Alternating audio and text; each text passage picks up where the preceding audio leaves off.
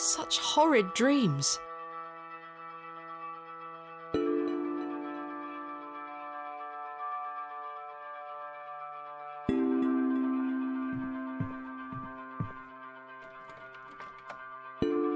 Bolted from the inside, just as I left it last night. As I suspected, I must have dreamt of that wretched-looking cat. I must say I'm relieved. Right then, let's see if I can track down the elusive Leonard Shoulder. I'm rather anxious to get to this barrow. I also wonder what happened to Mr. Tillett.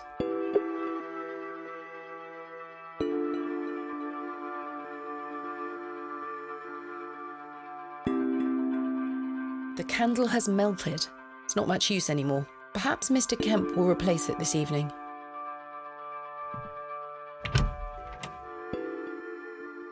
Good morning, Miss Bateman. Good day, Stanley. Did you sleep well, Miss Bateman? Yes, thank you, Stanley. Splendid. I'm happy to report the rain of yesterday has lifted. It's a clear morning outside. Crisp. I've prepared a room for your assistant. What time will he be arriving? His train will get in around midday. Kenneth will also be bringing my excavation equipment. Oh, aye. What does that entail? Picks, shovels, buckets, lighting and such. He usually packs it in a large crate. Come to think of it, I'll need somewhere to store it. You're welcome to use the alley behind the inn for any such bulky items.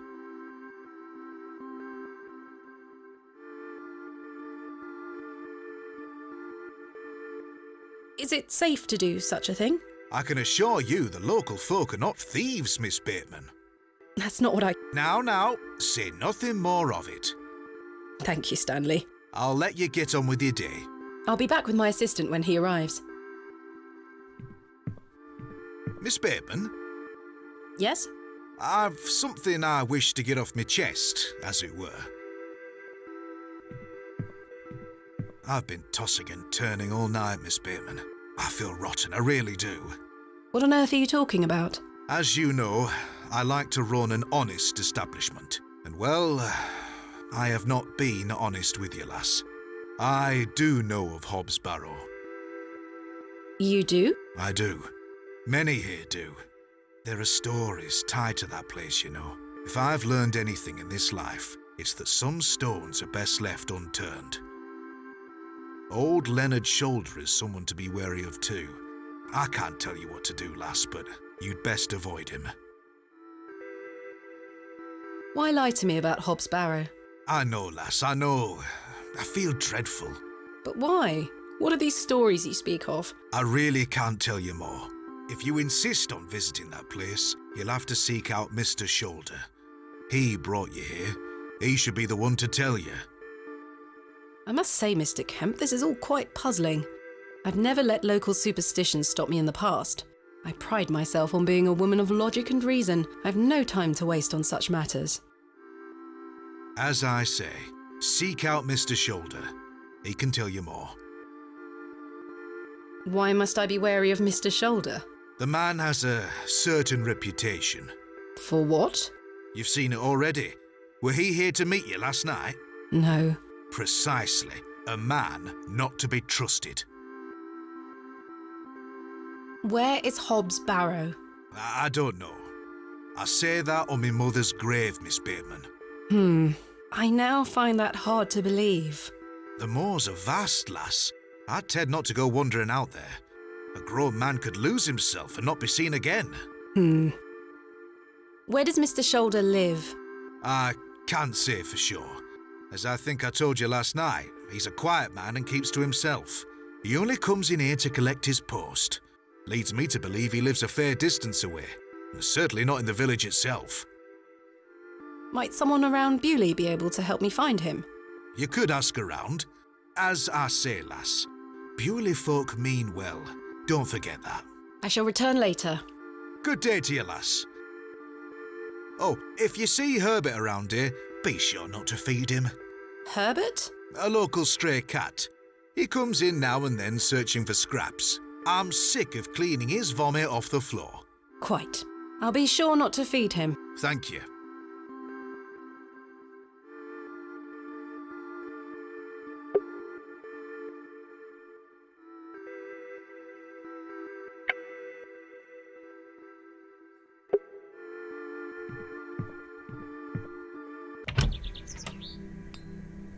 It seems I may be fighting a battle against some sort of local superstition. Is there a single barrow in England that doesn't have some ghastly tale attached to it? Hogwash. All of it. I've a few hours until Kenneth arrives. I should use this time to find Mr. Shoulder.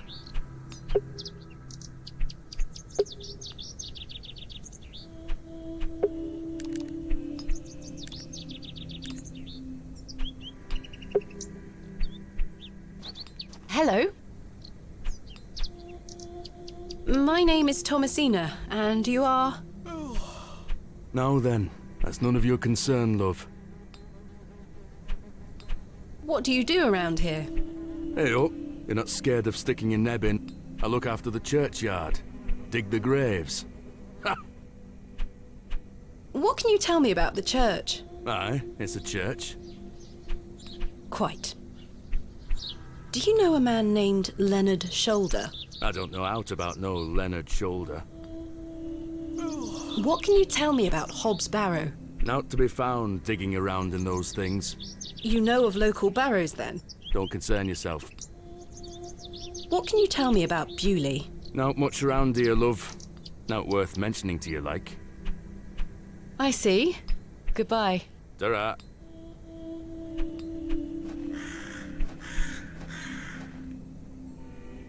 Sturdy-looking barrels, no doubt used to store ale.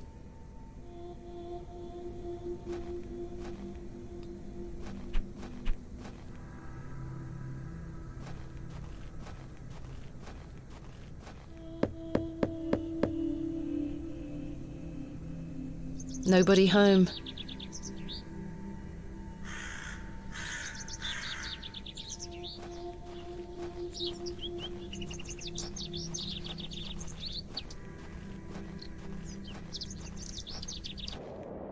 The road disappears over the horizon. I see nothing but moorland.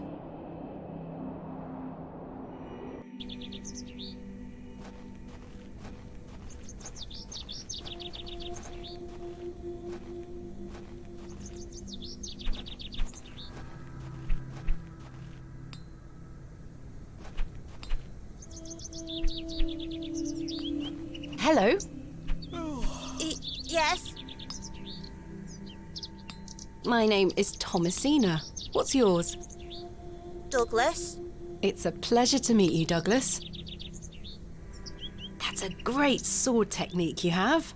Thanks, miss. Mr. Crozier's going to make me a real one when I turn 12. I'm preparing myself to fight the lantern worm.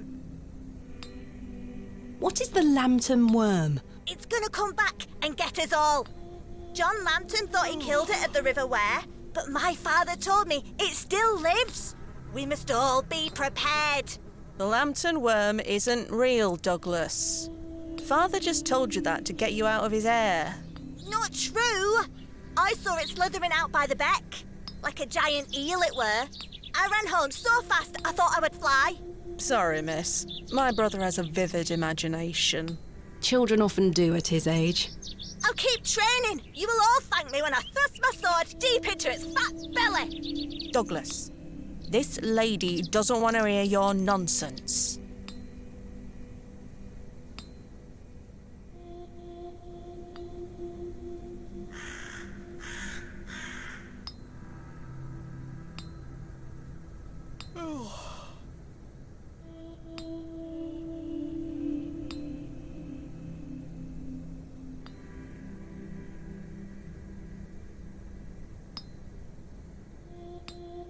Do you like living in Bewley? Yeah, I do. Are you from the city? I'm from a long way away. You must have come on the train. I love watching all the steam puff up into the sky. Have you been on the train yourself? No, miss. Our parents don't have the money for train tickets. Father says we have all we need here in Bewley. Perhaps this nice lady would like to take you away with her on the train.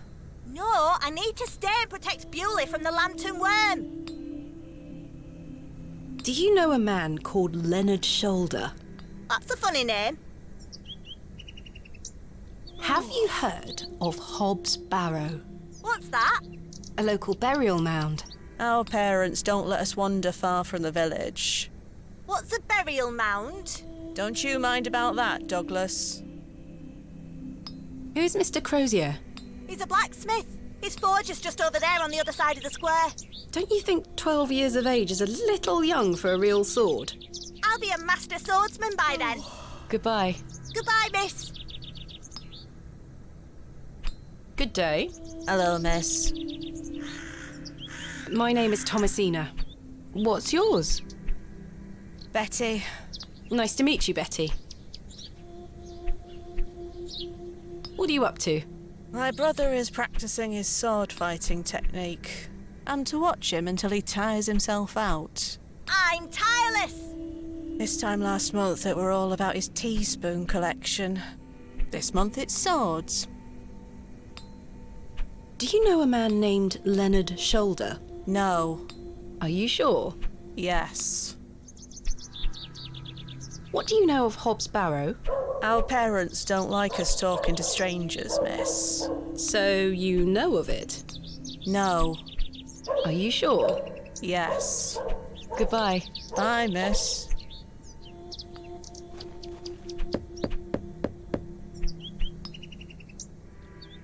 I don't think anyone is home. I can't remove the plaque. A small plaque beside the door reads Vicarage. The door has been boarded up. The building looks like a ruin. The building is in a dilapidated state. The cross denotes this as the site of a market, or perhaps a site of traditional religious significance. Quite an ornate construction. This was created with pride and care.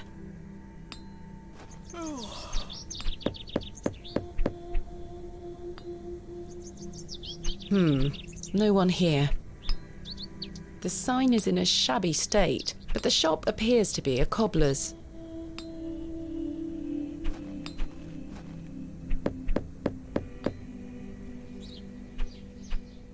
I don't think anyone is home.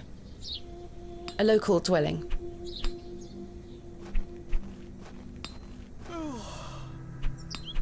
Good day. Yes? Mr. Crozier, I presume. Aye, George Crozier, at your service. My name is Thomasina. Aye, can I help you? Are you a Bewley native, Mr. Crozier? Aye, born and bred. That's where my father's forge before mine. How is business faring? I do an honest trade. There'll always be horses needing shoes and farmers needing tools. You let me know if you need out made or mended. I'll do you a fair price. Thank you, Mr. Crozier. Do you know a man by the name of Leonard Shoulder? Oh, aye. Old Leonard. Have you seen him recently? No, not recently. Do you know where he lives? Why all these questions, lass? I need to speak with him. He invited me to Bewley. Oh, he'll turn up. I've seen him in the plough and furrow from time to time. But do you know where he lives? I need to find him. I believe he lives somewhere out on the moors. Can't tell you out more than that. Thank you, Mr. Crozier. Do you know of a local landmark named Hobbs Barrow? There's a fair many barrows found out on the moors, lass. Too many to put a name to. Not a soul in Bewley pays them any mind. What can you tell me about Bewley? We don't get many visitors here, outside of market days. But there's plenty of work for the village blacksmith. Where are you from, then? I arrived yesterday on the train from London, by way of Derby. Oh, aye. I've heard about London. What have you heard? Plenty of factories there. Yes, indeed. The city is always changing and moving forward. Too busy for me, though, lass. I prefer a quieter pace. Aye. When do market days run in Bewley? Once or twice a month. The next one is tomorrow. How delightful. Unless your vice is cabbages, there'll be naught to interest a young lady. I don't mind a cabbage. Then you're in luck. Thanks for your time. Aye. Speak to you later. I have one just like this. I have one just like this. Alas, it is not mine to take. A fantastic specimen.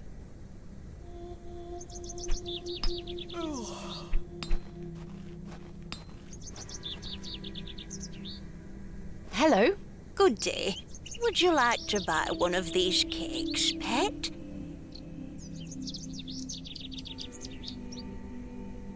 What kind of cakes do you have? I have some lovely Bakewell puddings, the sweetest marriage of almond and jam. I can tell you're not from around here, because if you were, you would know about my Bakewell puddings. They are quite famous. Alas, I'm not carrying any money with me. That's unfortunate, pet. I'm sorry, I can't give them away for free. The money goes to the church, you see, and one cannot shirk one's duty to the church. I understand. My name is Thomasina. What's yours? Mrs. de Plancy. A pleasure to meet you, Mrs. de Plancy. Likewise, pet. Tell me about yourself, Mrs. de Plancy. About me? What would you possibly want to know about me? I've been attending St. Edmund's Church my whole life. I always want to help where I can, so I sell my baked goods and all the proceeds go to its upkeep. This place means so much to me. Your cakes look delicious. I can assure you they are. You'll not find better in the entire county. What can you tell me about St. Edmund's Church? Isn't it the finest building? It's been standing here since the 12th century. The box pews in the nave are very fine and date back to the 17th century. The door is open if you'd like to worship. Thank you, Mrs. de Plancy. Do you know a local man called Leonard Shoulder? Yes, I know Leonard. What business do you have with him? It's a long story, but I'm trying to find where he lives. I'm afraid I don't know, dear. Father Roach has access to the parish register. He might be able to help you. What can you tell me about Father Roach? He is a lovely man and an exemplary servant of the Lord. He's been the vicar of St. Edmund's for many years. Where can I find Father Roach? At this time of day, he'll be taking his exercise in Herne Wood, to the west of the village. Thank you. I'll go find him. Be sure to listen out for his merry whistling. Such a jolly man. What do you know of Hobbs Barrow? Hobbs what? Hobbs Barrow, a local burial mound. The only place of burial I know about and care for is in this very churchyard. Thank you for your time. Lord be with you. Unfortunately, I don't think the cakes are free. In memory of Peter Black. In memory of William Ager. In memory of Mabel Hurst. In memory of Benjamin Garkham. In memory of Millicent Smith. In memory of George Paxton. In memory of Barnaby Tillett. In memory of Percival Roach. In memory of Romeo Hegg, dearly missed by his beloved Juliet. In memory of Henry Crozier. Excuse me, do you think anyone would mind if I borrowed this trowel? You help yourself, dear. Father Roach won't mind lending it. Just be sure to put it back when you're finished. Of course, thank you.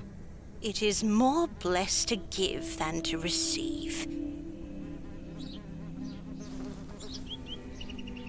Unfortunately, I don't think the cakes are free.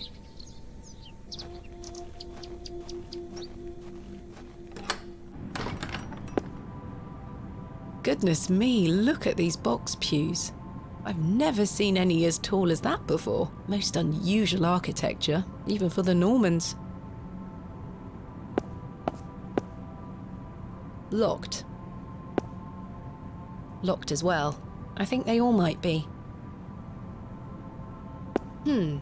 Someone has left a necklace hanging here. A silver cross. Sterling by the look of it. Maybe I can reunite it with its owner. The flowers have long since dried out. I don't want them. A memorial list of former vicars. They stretch back several hundred years. I've no time for such things. This must be where the local vicar sacrifices the newborns.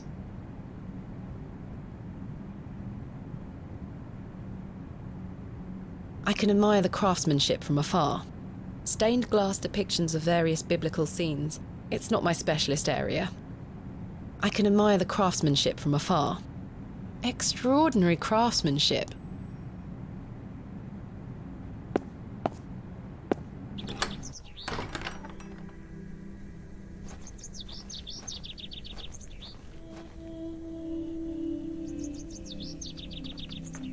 It's locked.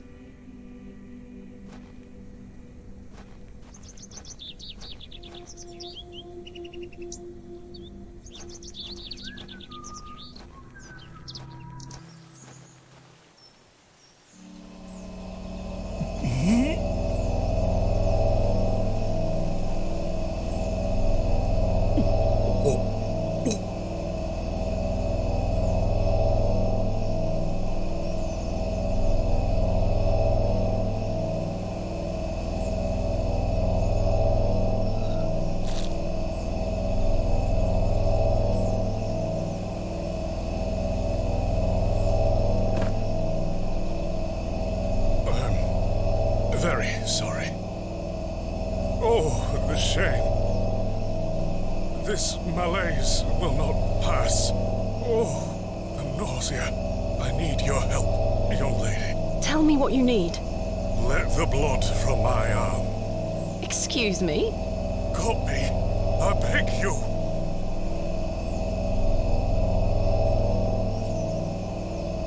I don't wish to look too closely.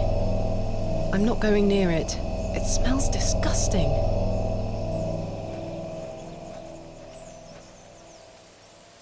Ouch! The broken lens is extremely sharp. The vicar's spectacles lie broken on the forest floor.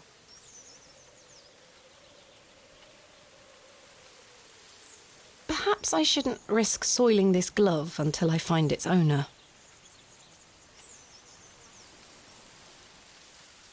This handkerchief was a gift from my mother. I hope she will understand. This should work.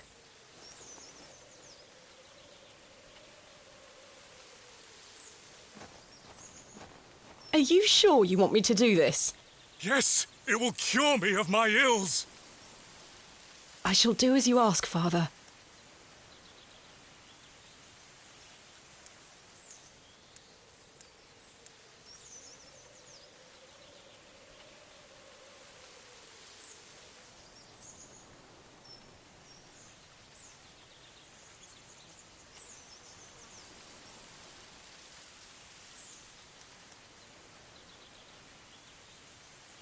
Thank the Lord for my spare pair.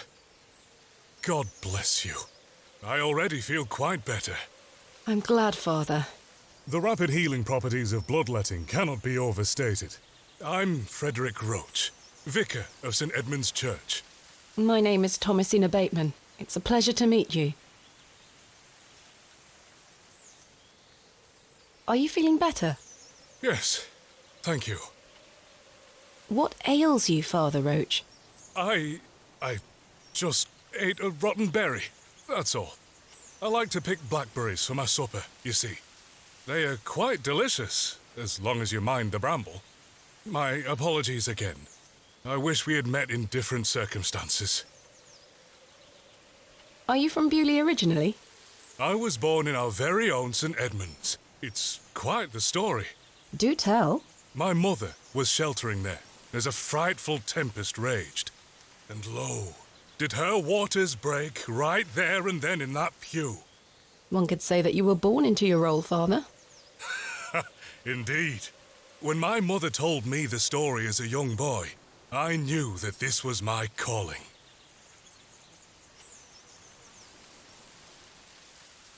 St. Edmund's is a fine building. Thank you for saying so. It's hard work keeping her in good shape, but our congregation is always willing to lend a hand in the Lord's name. What is it like being the vicar here? Every day is a blessing, my child. I have a great love for our parish, and the Lord looks after us. What about your congregation? Numbers have fallen over the years, I must say. But those that remain are faithful and full of His Spirit. I'm looking for Mr. Leonard Shoulder. Oh, yes? Are you a relative? No, it's a long story, but he invited me to Bewley. And he didn't tell you his address? He was to meet me last night at the Plough and Furrow, but he never came. I see. Well, let me welcome you to Bewley on his behalf. Thank you, Father. Do you know where Mr. Shoulder lives? Let me think. It's been many moons since I've paid him a visit. Perhaps you could allow me to take a look at the parish register. No need. I remember it now. A fair hike across the moors. Could you please give me directions? I'll take you there myself. It's the least I can do after you aided me so. Capital. Thank you. Just let me know when you're ready to pay him a visit. I'll be resting here for the time being. What do you know of Hobbs Barrow? I can't say I've heard of it. It's supposedly a famous local landmark. I'm afraid I know nothing about it. What can you tell me about Bewley? It's a quiet town. The railway line, which I presume you arrived by, is the only news of note we've had here for years. I've heard the new station has received a mixed reaction. I've heard many a debate, it's true. But my role is not to adjudicate on that matter. I'm very busy in my own work, you see. Thank you for your time. Lord be with you.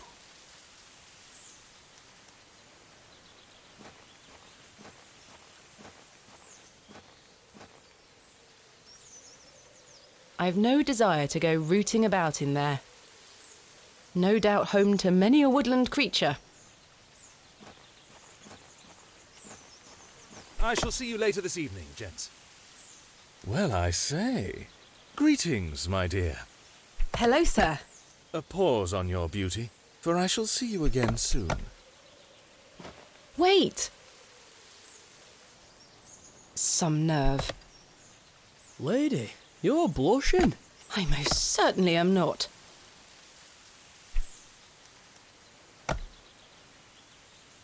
Sorry, lass. No way through here today. Says who? Lord Panswick. Now get back before you find yourself under a falling tree. My name is Thomasina Bateman. Oh, aye? You're not from round here, Thomasina Bateman. No, just visiting. What is your name, sir? Horace. Are you in charge here? I am indeed. Tell me, who was that arrogant man here just now? Just someone passing by. It sounded like you knew him better than that. I don't mean to be disrespectful, but that's none of your business. What are you doing here? What does it look like I'm doing? We're chopping down trees. There is no need to be sarcastic. We're employed by Lord Panswick. He's ordered us to gather logs from his woods. That's what we're doing. These are his woods. Aye, his lordship owns most of the land round Bewley.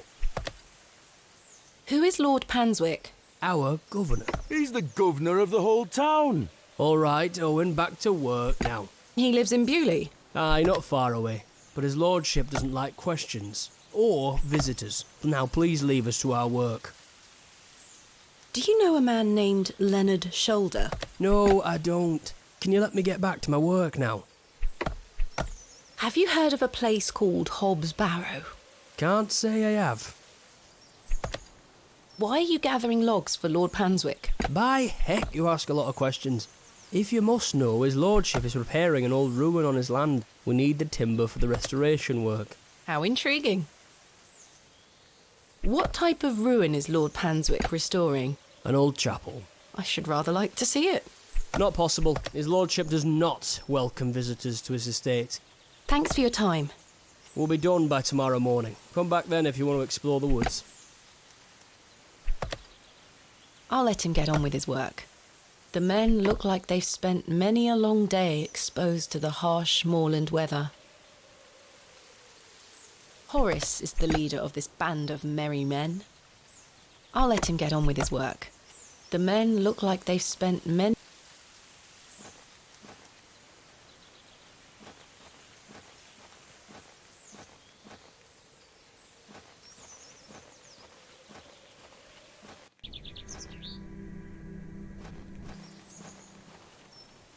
I think this might be genuine sterling silver.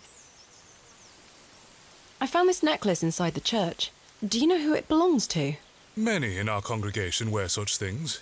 I'll announce it at the next service. Do you mind if I keep hold of it until then? Not at all.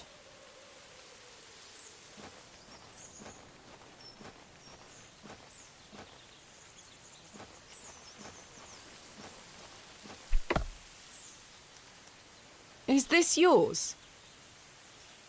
No. I don't wish to give that away. I don't wish to give that away.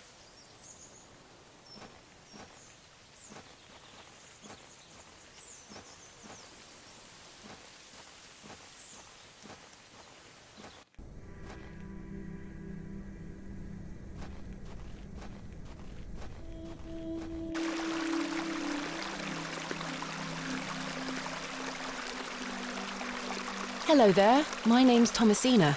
Yeah? How are you?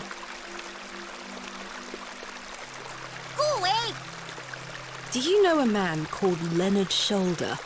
No, Have you heard of a place called Hobbs Barrow? no. What do you know about Lord Panswick? I heard he owns the whole county. Have you met him? No, he lives out on the moors somewhere. But everyone does what he tells them to, Why's that? because he has a lot of money. Goodbye. Good day, little one. What's your name? Hello, miss. I'm Jane and this is my brother Wally. Lovely to meet you. I'm Thomasina. I'd introduce you to my dolls, but they're drying out at the moment. This is a lovely little beck. It's where we get our water, miss. It's good for drinking and cleaning. Your dolls look lovely, Jane. Thank you, miss. I love them very much. Today was their bath day. Wally doesn't say much. He's mardy with me 'cause he's bored, miss. He thinks he's too old to play with dolls. I see. Where are your parents? They are picking apples from the big tree in our yard. Daddy and I sell them at the market. That sounds nice. But they don't mind us playing at the beck, as long as we don't touch the Ammon's horn. What is the Ammon's horn? It's over there on that rock. Do you mean the fossil? It's the Ammon's horn. Daddy said we should never touch it. It will make the god angry. What god? Ammon, of course.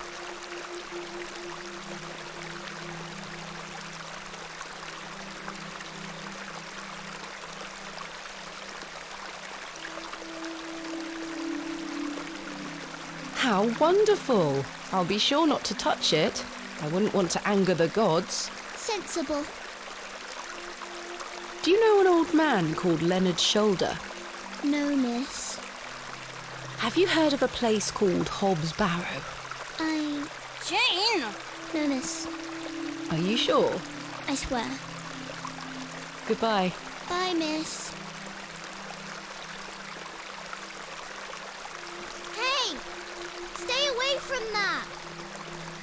Don't touch it! It's bad luck to touch the Ammon's horn. I'm serious. Fine. Remarkable. A gargantuan fossilized ammonite. This would look fantastic on my mantelpiece. They aren't mine to take. Damp rag dolls have been laid out to dry in the dreary sun.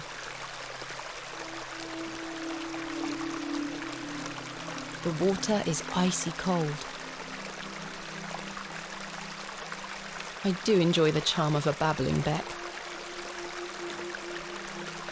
The delicate flowers smell rather sweet.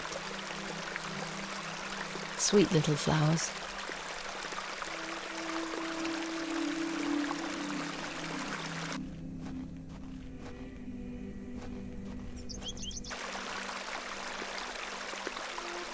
Is this yours? No. Is this yours? I wish.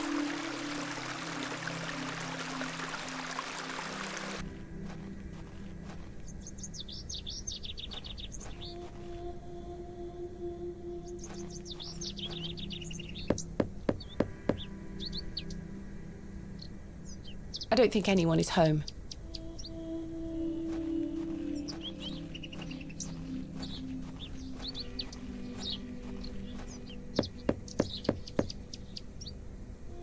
Bugger off! Ah, the unmistakable charm of old Cyril.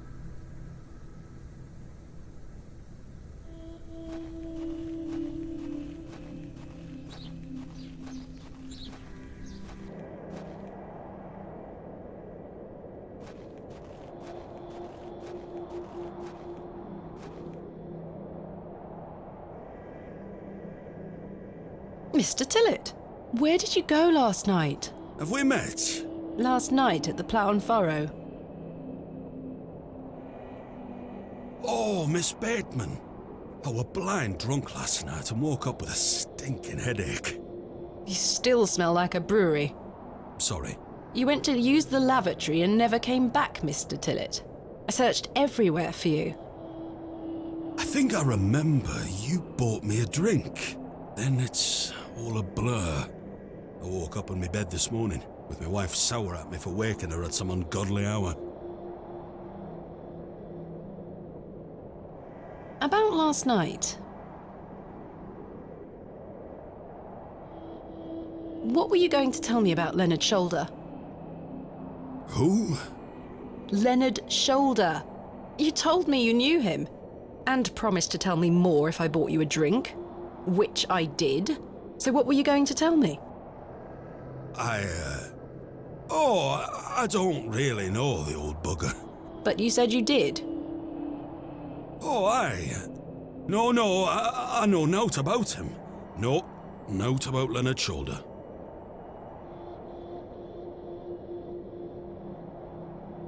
You're hiding something, Mr. Tillett. I don't believe you. I say a lot of things when I've got the drink in me.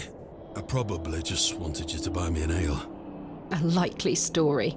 Look, what would I gain from lying to you? I just wanted another drink. Even if that's the case, it doesn't explain your disappearance. Aye, I don't remember out. About last night. You really don't remember where you went last night? As I say, it's all a blur. I remember needing a piss. Then nothing. Well, you must have missed me when I came out. I did not. I even went to the gents' toilets to find you. Oh, aye. A sight for sore eyes. It was. I checked everywhere, and you were nowhere to be found. The back door leading to the alleyway was blocked from the outside. Oh, aye? Yes. You must have exited through that door, Mr. Tillett. But you just said it were blocked. There must be an explanation. My mind has drawn a blank. Why was the door blocked? Did you block it? I told you I don't remember. I've naught to say 'cause I remember naught. How's your headache faring? It feels like a steam engine is driving full pelt in a circle around me skull. Be sure to drink plenty of water, Mr. Tillett. Aye. I'll survive. So, you work here? Aye. Bewley's station master at your service. Would you like to buy a ticket? Not just yet, thank you. I understand that some of the locals are not too happy about this new station. Aye, I'd go as far as saying the whole village. How long has the station been open for? About 3 months. We're on the Midland Railway line. This employment's been a saviour for me. If I weren't stood here, I'd be drinking my life away at the pub right now. It's worth the occasional withering look from Cyril and the rest of them. What does a station master do? A bit of this and a bit of that. I don't wish to bore you with such things. As you wish. My responsibilities here keep me on the straight and narrow, I'll tell you that much. A sense of duty can do wonders for a lost soul. Indeed. This must be a rather lonesome post to occupy. Trains pass through here more regularly than you might think, lass. What can you tell me about Lord Panswick? Oh, you've heard of his lordship, then? Yes. Do you know him? Aye. He comes into the village from time to time, gives sweets to the children, hires young men to work his land. He's well liked around here. I sense some hesitation, Mr. Tillett. Well, we kind of have an unspoken agreement with his lordship. He looks after us, provided we leave him alone. I don't follow. He likes his privacy. Some people do. No one is allowed to visit him. Do you mean to say that he's a bit eccentric? No. I've heard people got fired at when approaching his manor uninvited. Good grief! But is this true? Well, I won't be the one to find out. Farewell for now. Ta-ra! Is this yours? I don't wear out fancy like that. Do you recognise this glove? Never seen it before in my life.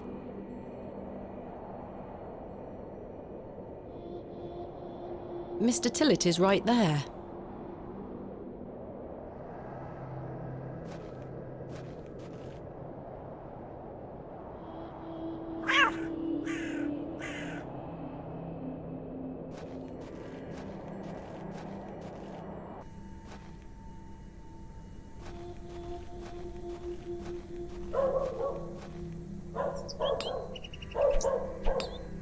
Is this yours? No, not mine. Do you recognise this glove? No. Should I? Never mind.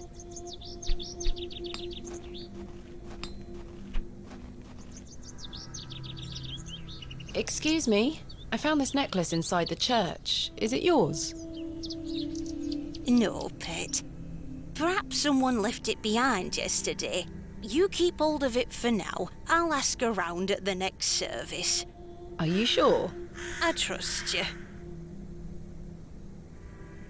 Do you recognise this glove? No, pet. Never mind.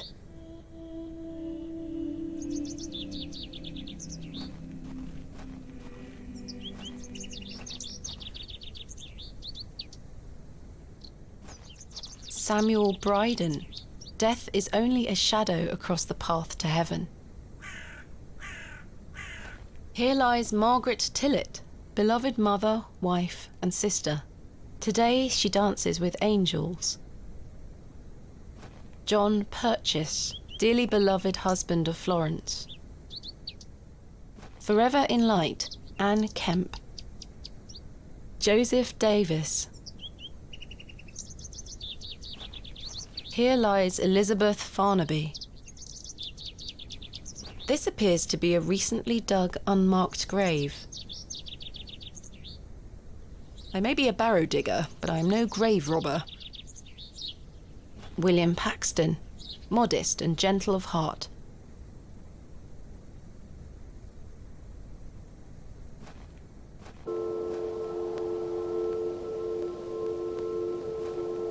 Margaret's Lookout. I wonder who Margaret is, or was. Margaret... I wonder... or was...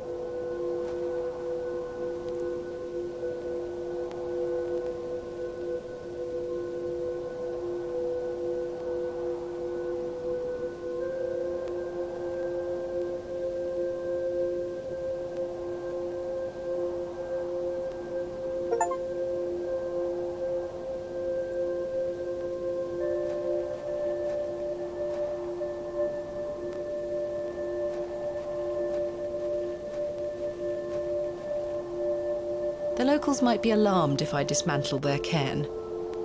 I've seen cairns like this all over England, quite common. The moors continue for miles in this direction. I don't wish to lose my way.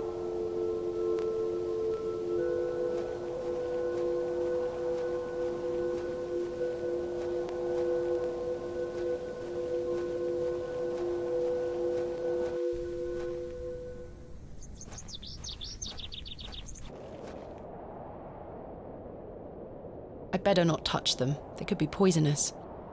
I'm not sure if these are poisonous or edible. I'm not sure what that would achieve. The moors stretch into the distance. I don't wish to wander aimlessly.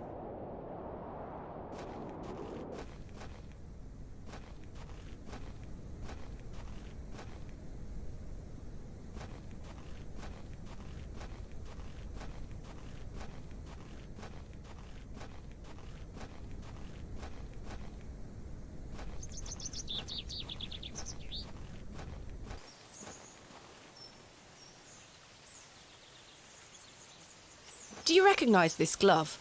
Fine stitching indeed. An item of some considerable taste.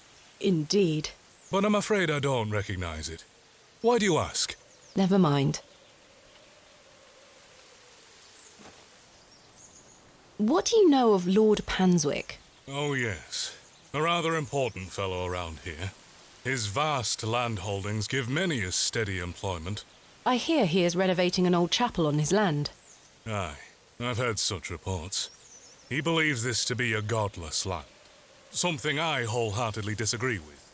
To which god his chapel will be dedicated to remains a matter of concern. Why do you say that? Oh, my apologies.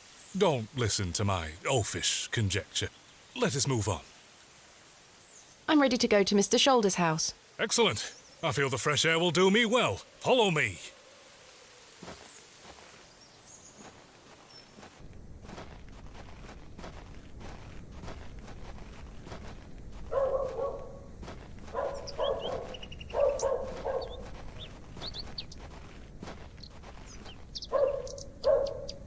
Good morning, Father. Good morning, Mrs. Duplancy. Mrs. Duplancy, this is Thomasina Bateman, a visitor to our parish. We've already had the pleasure of meeting, Father. Excellent. Miss Bateman, don't hesitate to try one of Mrs. Duplancy's wonderful cakes. Yes, I've heard about her famous Bakewell puddings. I'll be here all day, young lady. But remember, once they're gone, they're gone. Those little whelps have already gobbled up all the gingerbread. You are doing God's work, Mrs. Duplancy. He smiles upon us, Father. Miss Bateman, if you'd like to follow me.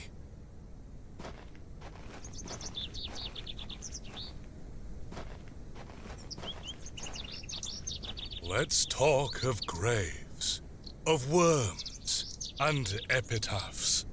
Make dust our paper, and with rainy eyes write sorrow on the bosom of the earth.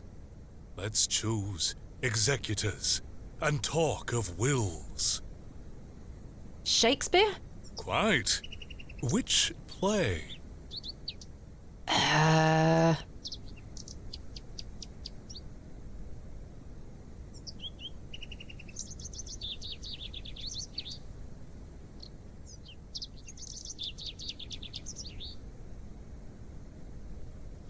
Macbeth. Magnificent guess, Miss Bateman, but I'm afraid that passage is from Richard II.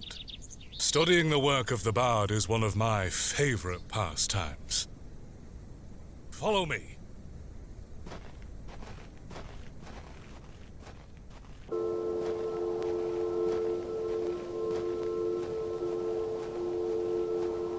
Behold, the vast expanse of God's creation. The moors extend as far as the mortal eye can see. Beautiful, is it not?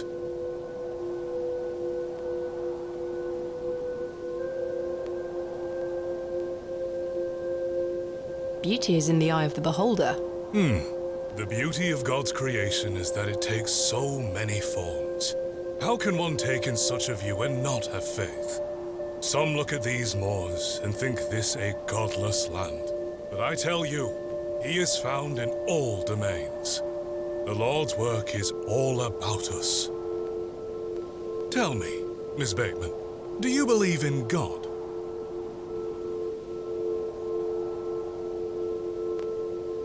I was brought up Anglican. The church was an important part of my early life, Father Roach. But what happened to my father eventually made me question things. If you don't mind me asking, my child, what happened to your father? He had an accident when I was very young.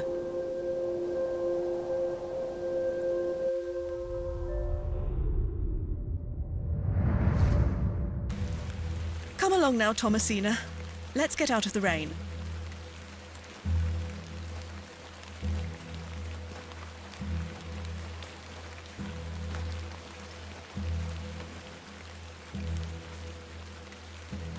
Remember what I told you, all right? Be a good girl. People are unwell here. They don't want to hear you running about making noise.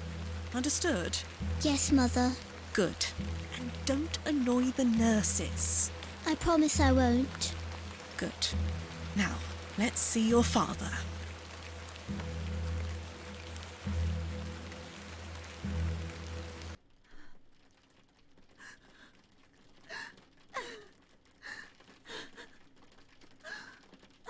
Mummy? Mummy? Daddy, wake up! Good evening, Mr. Bateman. Hello, little one. You must be Thomasina? Yes. My name is Nurse Blaketon. I just need to talk to your mummy for a little bit. I'm sorry to disturb you, Mrs. Bateman. Mrs. Bateman? Will he ever talk again, Nurse Blaketon? The doctor is uncertain, Mrs. Bateman. There is the possibility that Mr. Bateman won't regain any movement at all. But we will do our utmost to look after Mr. Bateman here at Ticehurst Manor. He will have a nurse by his side at all times, I can assure you.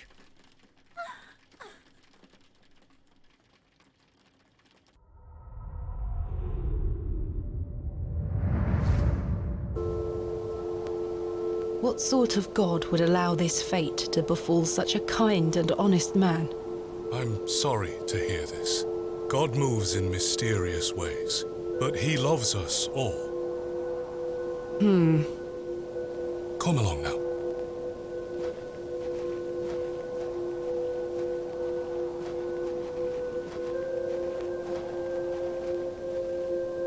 Hello?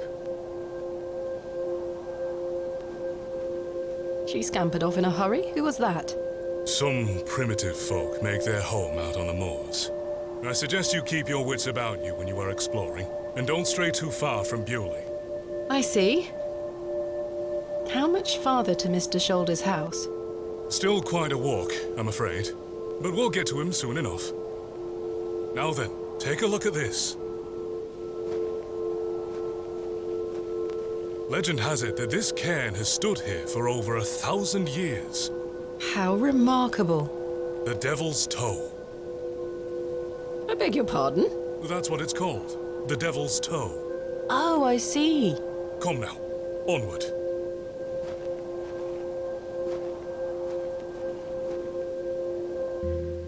We walked and walked across that vast, featureless landscape. All the while, Father Roach was whistling away merrily. Just as I had begun to wonder if we were hopelessly lost, a building emerged from the mist. Mr. Shoulder's cottage.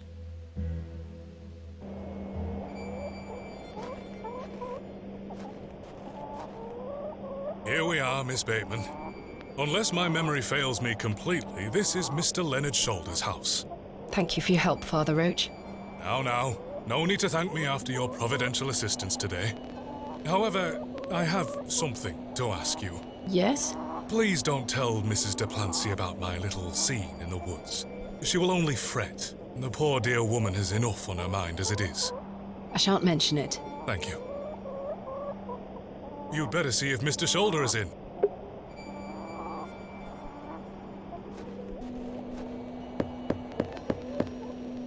Mr. Shoulder? Is Thomasina Bateman here? I'm here in Bewley as discussed. Maybe try again. His hearing probably isn't the best at his age. Mr. Shoulder, are you home?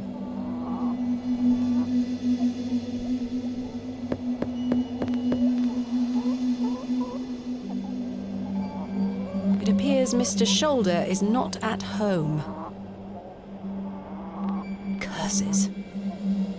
Perhaps you could try the handle. It's locked. A carved stone has been affixed to the door. I think it depicts a crescent moon. It's bolted onto the door itself. I can't remove it. Father, what do you make of this? A peculiar adornment. I've not seen any like this in Bewley, though it does remind me of a passage by the bard himself. It is the very error of the moon. She comes nearer earth than she was wont, and makes men mad.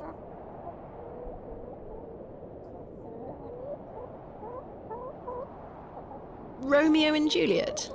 A fine tragedy. But that particular passage is from the great Othello. I'm afraid your knowledge of the bard is somewhat lacking. It's been a while since I've read his work, Father. Never mind.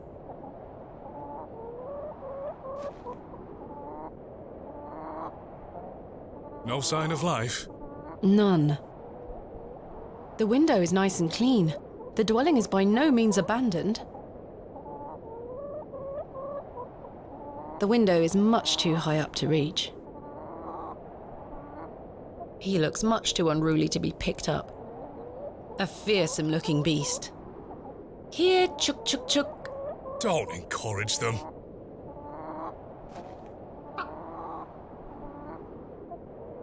Care to hold one, Father Roach? Put that thing down, would you? You're no fun.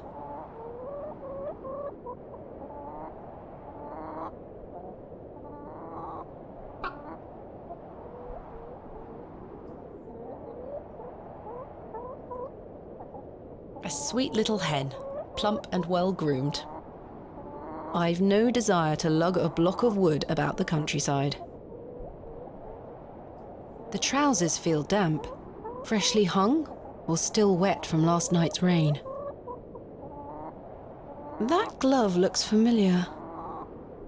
I wonder if it matches the glove I found behind the plough and furrow.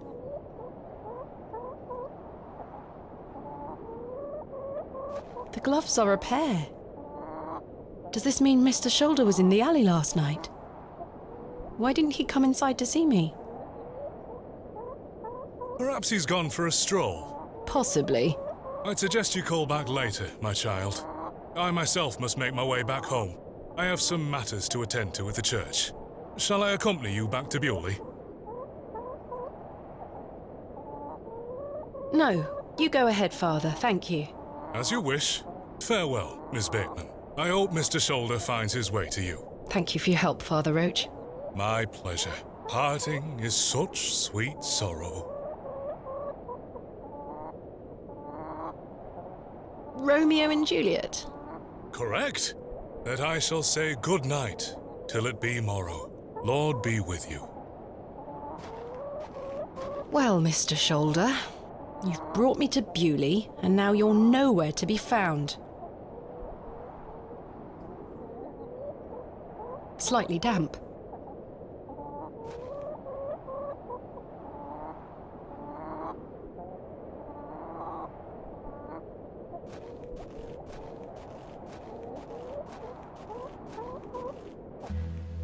As I trudged back to Bewley across those cold moors, I made a new resolution.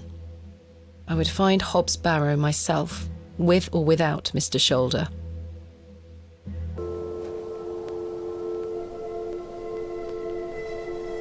The train! That must be Kenneth. I should go and meet him at the station.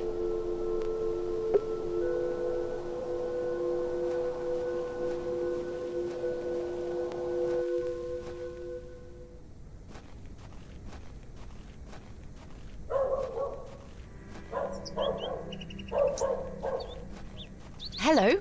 Good day. Father Roach asked me not to discuss that with Mrs. de Plancy.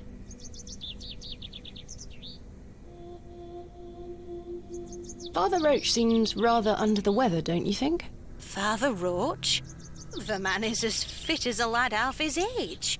What makes you say that? I found him in the woods in a state of considerable distress. Oh my! This is very worrying. I must check on him later. I had no idea. What do you know about Wretched man. They say he is restoring a chapel near his manor. But for whom and to what god, I ask? Is he a man of faith? I've barely seen him set foot in St. Edmund's. It doesn't stop him from acting as our God-given ruler. Stay away from him, pet. Don't get yourself tangled up in local affairs. I certainly don't intend to. Why did you call Lord Panswick wretched? He hides in that manner of his and cares not for his people. I've heard stories whispered in the pews, you know. What kind of stories? That he shoots people on sight. Anyone that strays onto Panswick Manor. Good grief! Yet he will walk into the plough and furrow and buy ale for all and be hailed as our protector. I answer to God and God alone. Forgive me, pet. I shouldn't get so worked up. Not at all. I appreciate your honesty, Mrs. de Plancy. Are you sure you don't know where Hobbs Barrow is? Hobbs what? Never mind. Thank you for your time. Lord be with you.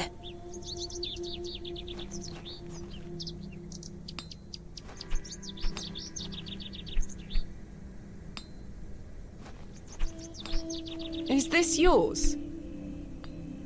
Oh, that's beautiful. I'd never be allowed such a pretty thing.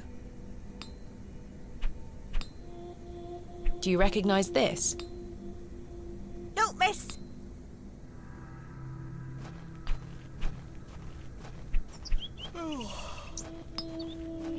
Good day. Yes? I noticed your spectacular fossil specimen. Oh, I collect them. This one is called Ammonite. I'm impressed, lass. From the Jurassic period, I'd venture. Do you collect them too, then? My true interests lie in comparatively modern history. Oh, aye. Well, I do love a fossil. It's important to remember that we all end up in the soil eventually. Quite. What can you tell me of Lord Panswick? His lordship commands much respect around here, lass. Keeps me busy with work. Why do you ask? Just curious. Are you sure you don't know where Hobbs Barrow is? Sorry, lass. Thanks for your time. Aye. Speak to you later.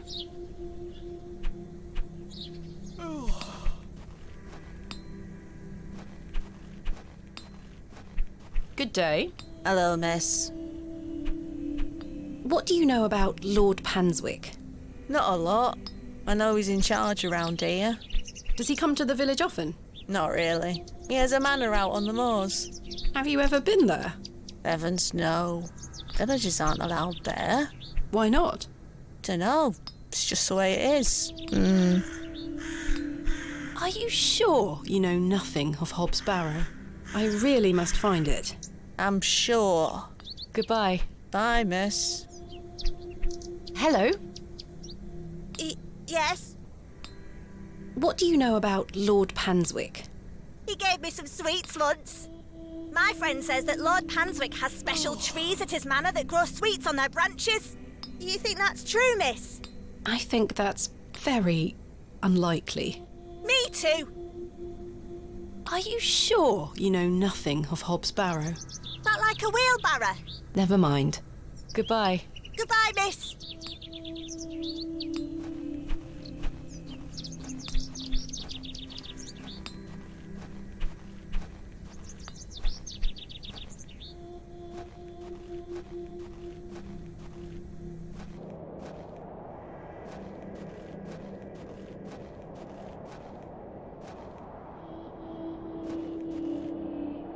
Where is Kenneth?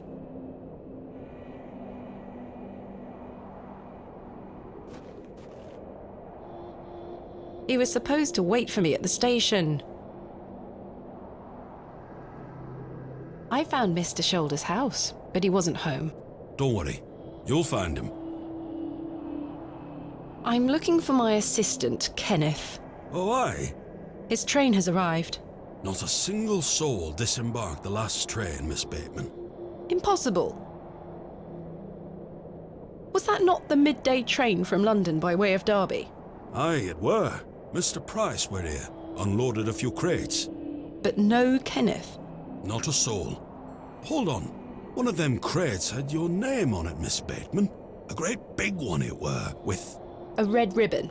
Aye. What is Kenneth playing at, sending my equipment but not himself? Curses. Where is my crate now? Mr. Price took away all the crates on his cart. Who? Mr. Price. He's the postmaster. Where can I find Mr. Price? He lives above the storeroom, just north of the plough and furrow. You'll see it. There's a Royal Mail plaque on the wall. Thank you. Where can I find... He lives... You'll see... Thank you. I'm looking for Hobbs Barrow. Hobbs Barrow. It's why Leonard Shoulder invited me to Bewley. He thought I might like to excavate it. Oh, aye. I heard about a Hobbs Barrow somewhere out there. There's some old stories around it. What stories? I can't remember. Mr. Tillett, please. This is important. I'm awfully sorry, Miss Bateman. I'll try to remember.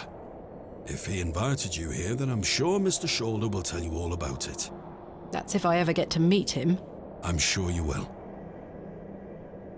Farewell for now. Ta-ra!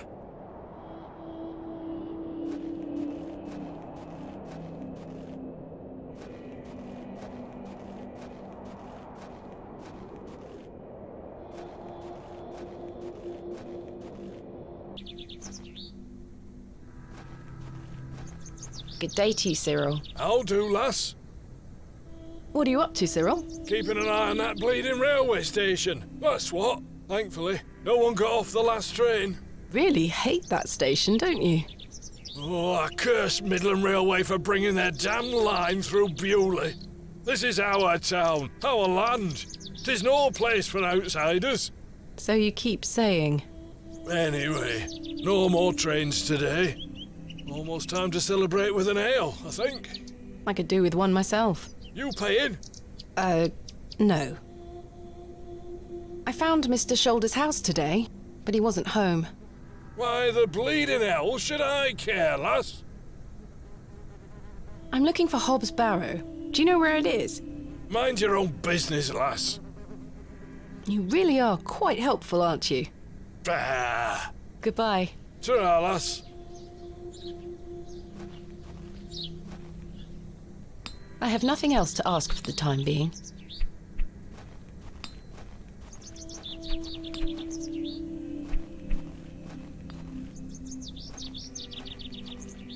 That must be the postmaster's storeroom.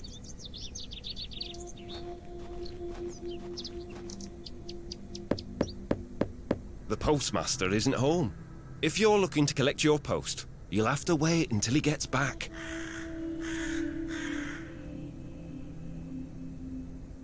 There's my crate. Kenneth always ties a red ribbon to it. I can see an envelope tucked behind the ribbon. Perhaps it can help explain Kenneth's absence. I'm going to have to get in there.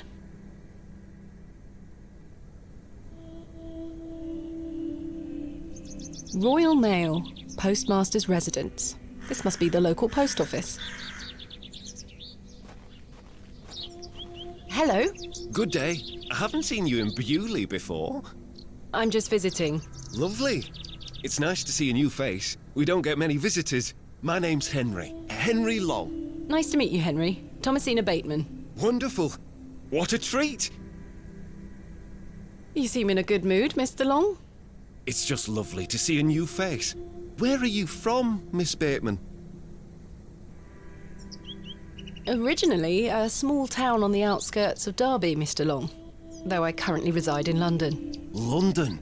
I've never met anyone from London. How very exciting. Have you lived there a long time? It's been quite a few years now, yes. I've heard that the air there is so heavy with smoke, it makes it hard to breathe. Is that true? Some days. Oh, you must miss the fresh northern air. Well, you've got that in Bewley. No factories out here. Such things are a blight on his creation. I were born in this very home I stand in front of. Bewley is in my blood. Why would I ever want to leave? Especially now I can meet new folk thanks to the railway line. I'm looking for Mr. Price, the postmaster. Oh, Mr. Price, my lovely neighbour. I'm afraid you've just missed him. Curses. I saw him wheeling a large crate into his storeroom just there. It's my crate. I can see it through the window. I really need it. Sorry, Miss Bateman, but he locked it up before he left. Where did Mr. Price go? I don't know. The man were in a hurry. I know he has family in Bakewell. That's miles away. Did he leave by foot? No, by horse. He must be a few miles down the road by now. Curses.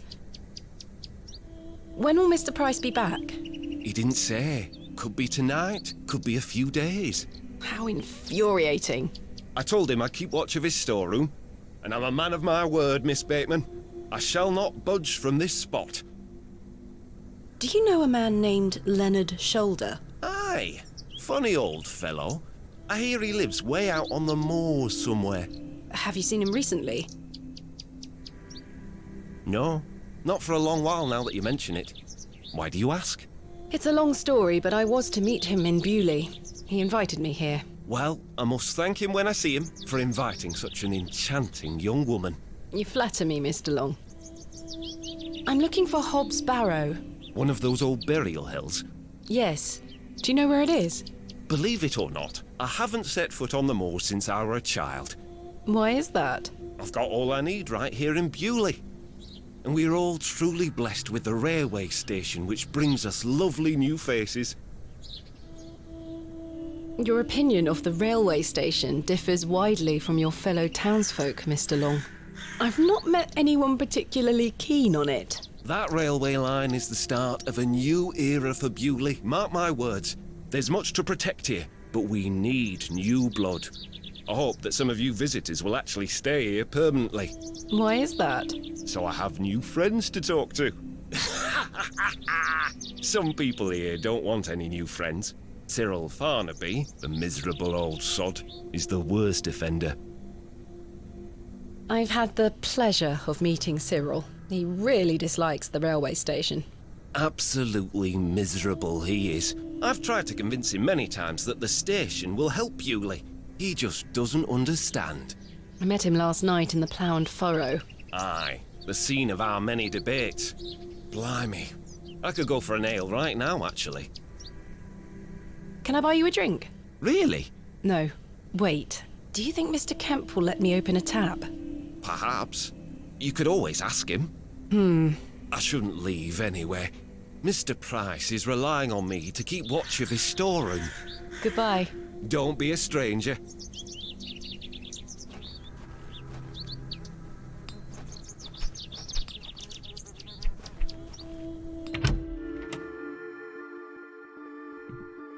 Good day, sir.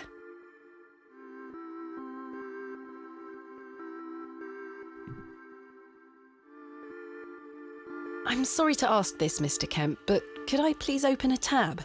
Still not in your purse? I'm afraid not. My assistant hasn't arrived as planned, so I find myself in a bind. He must have put the money in my crate, which is currently being held in Mr. Price's storeroom.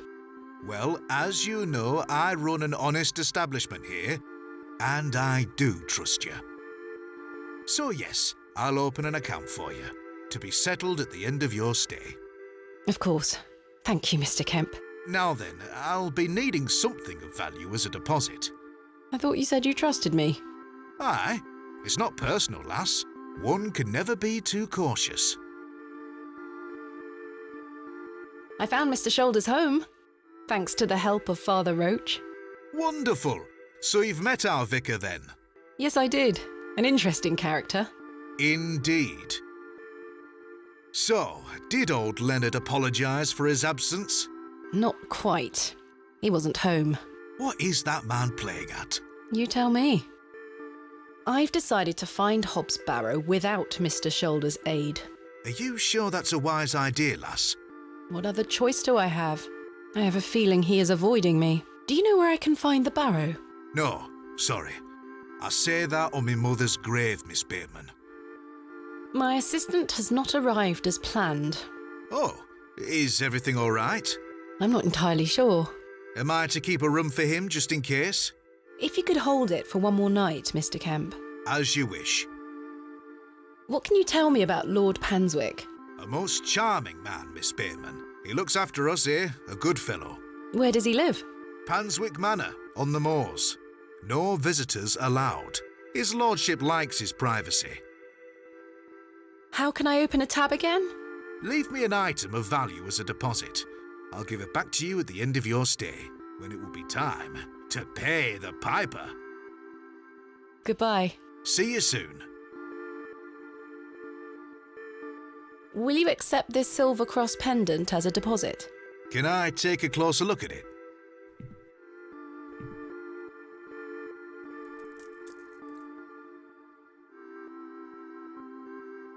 Aye, silver. That'll do. Thank you, Mr. Kemp. Can I get you something to drink?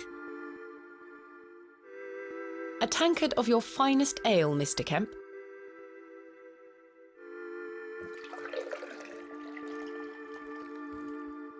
There we are. That's 2 pence on your account. Thank you. Most agreeable.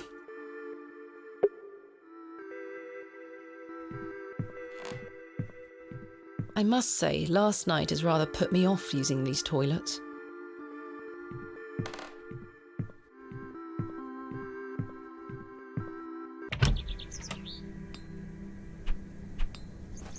Hello?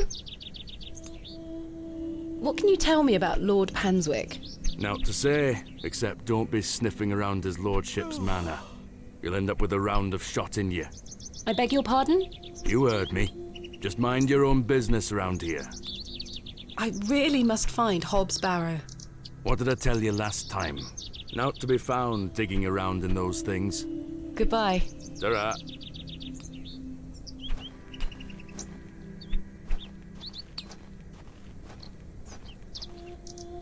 Hello? Good day. Can I buy you a drink, Henry? Really? Really. We can talk more at the inn. But I told Mr. Price I'd keep watch of his storeroom. Doors have locks for this very reason. You're right. One drink won't take long. I shall take you up on your offer, Miss Bateman. Let us make our way.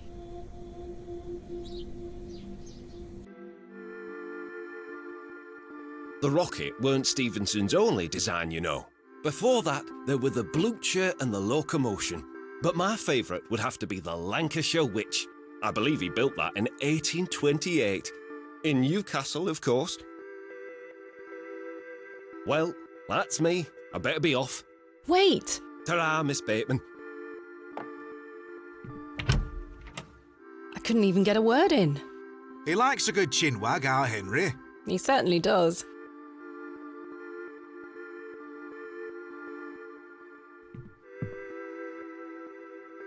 Henry Long can talk, can't he?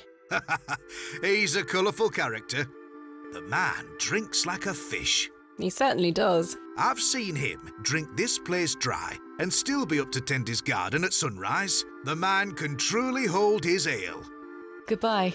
See you soon. Good day, sir.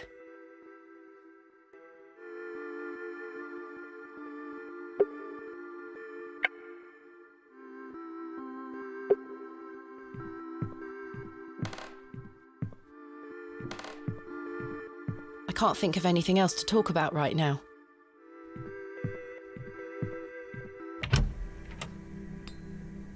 There's nothing else I wish to discuss at the moment. There's nothing else I wish to discuss at the moment. I have nothing else to ask for the time being.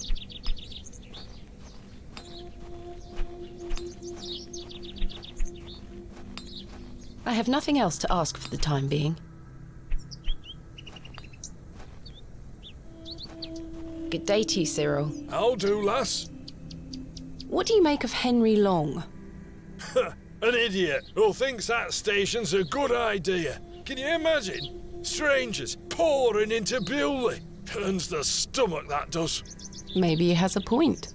You could travel. Bah! You're an outsider. I'd expect you to have such a bad opinion. But Henry, he's a Bewley lad. We've had the odd barney or two in the pub over it all. I can imagine. Can I buy you a drink, Cyril? Now?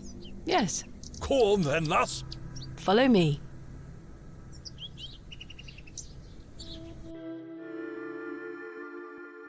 So then he turns around and says, "Why is a dog like a tree?" And I says, "I don't know." And he says, "Because they both lose their bark once they're dead." Very droll, Cyril. Well, it's been a pleasure, but I must be off. Aye, lass. Ta for the drink. You're not too bad for an outsider. I have nothing else to ask for the time being.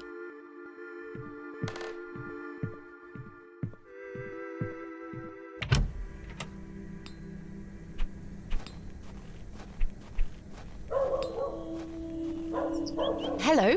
Good day. Can I buy you another drink? I suppose one more ale won't hurt. I shall take you up on your offer, Miss Bateman. Let us make our way.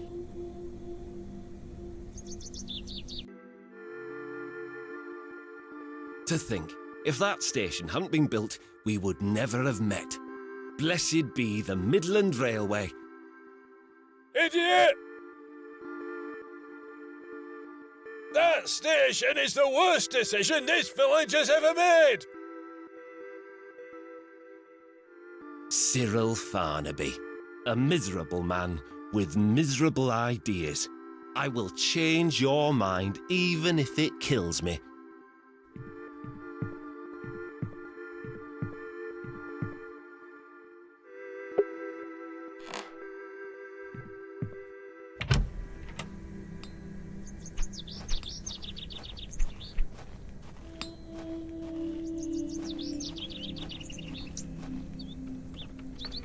Locked, as expected. I need to get inside without attracting too much attention. I don't think battering the door down is the solution here. I don't wish to draw too much attention. This key doesn't fit here.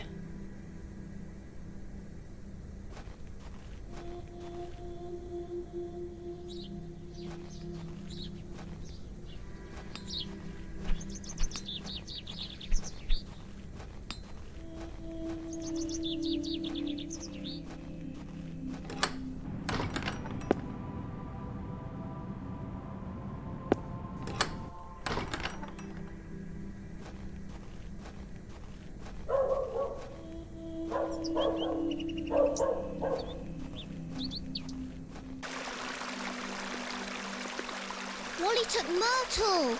Pardon? He took her and ran off. I hate him. Is Myrtle one of your dolls? Yes, my favourite. Mummy made her for me. She's so beautiful. Wally is the worst brother in the whole world. Why did your brother take Myrtle away? He's just jealous because Daddy is letting me come with him to the market tomorrow. Wally thinks I'm Daddy's favourite, so he took Myrtle from me. What if he rips her to tatters? What if he feeds her to Mr. Bryden's goat? Don't worry, Jane. I'm sure he wouldn't do such a thing. Where did your brother go? I don't know. Home, maybe. But I have to wait here for Myrtle's friends to dry out. Have you heard of a place called Hobbs Barrow? I have, yes. You have? We aren't supposed to talk about it. Why not? Would you like to go there? Yes, I would very much like to. I'll tell you where it is if you find Myrtle for me. You will? Yes! But don't tell anyone about it or I'll be told off.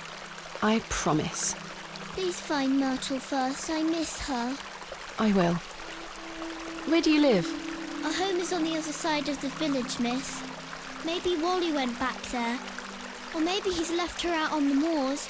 Poor Myrtle. I'm going to kick him so hard. Goodbye. Bye, miss.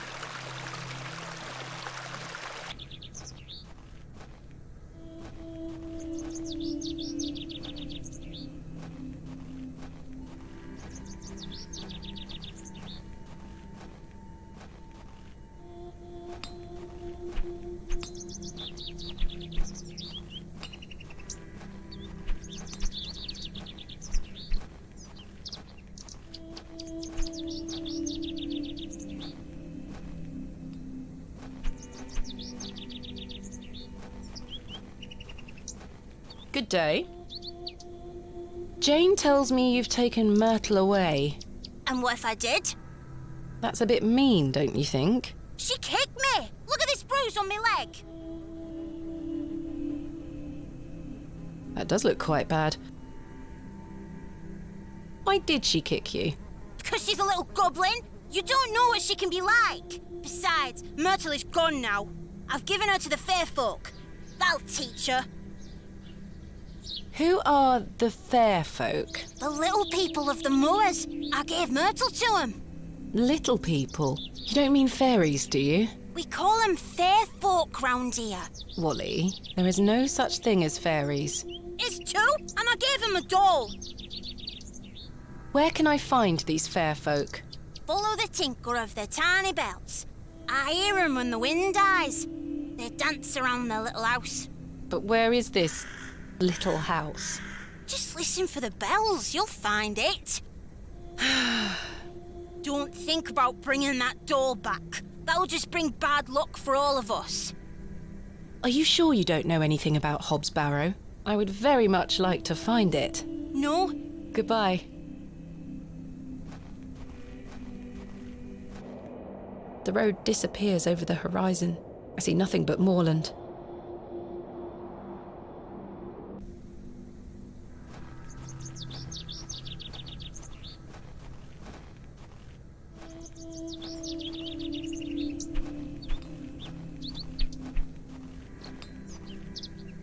I have nothing else to... There's nothing else I...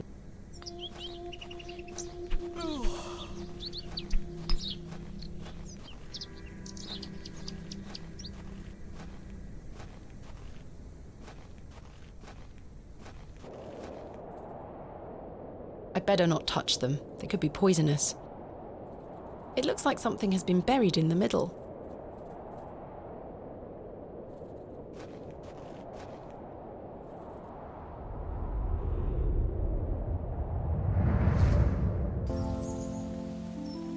Thomasina, please stop leaving your toys lying about the place. What happened the last time you left your dolly under the tree? A fox ate it, madame. Yes, it did. Fetch it now, won't you? Then I'll fix your supper. Yes, madame.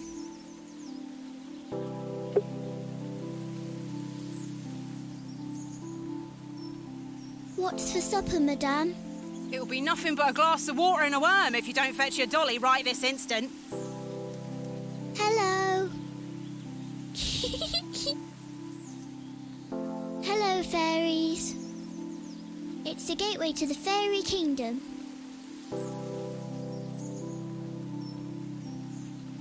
There you are, Josephine. I won't let the foxes eat you.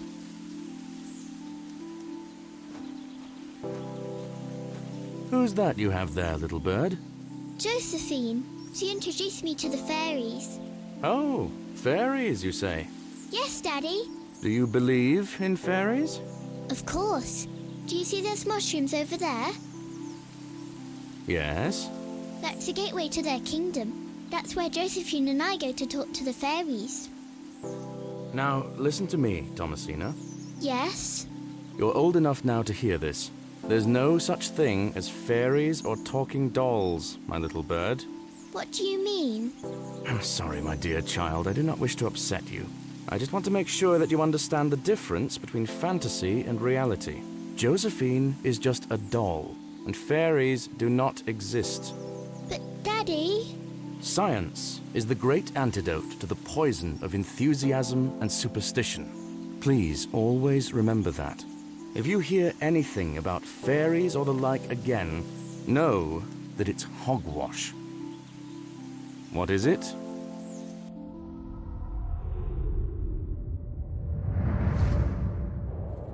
Hogwash.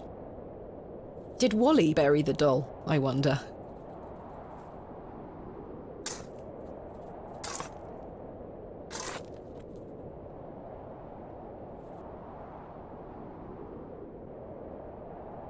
This must be Jane's ragdoll.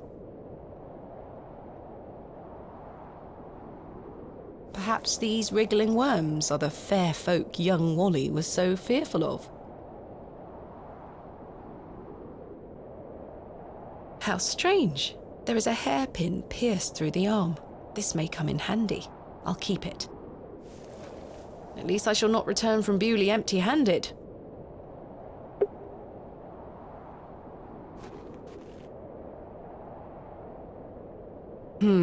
You're coming with me, little fellow. I shall name you Kenneth. I've already taken one.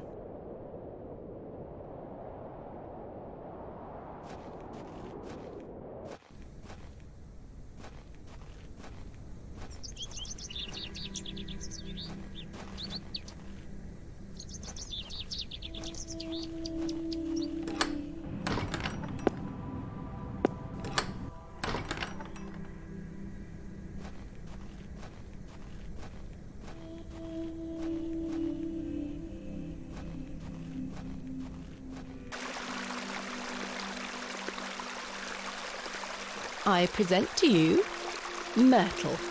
Myrtle! I missed you so much. Now, I believe we had a deal. Hide and seek. Come back! It's in moments like these I thank myself for not having children. They aren't mine to take.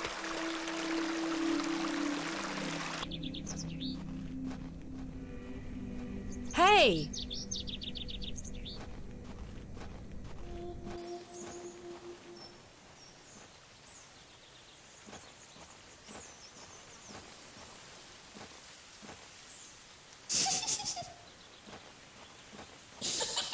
Jane?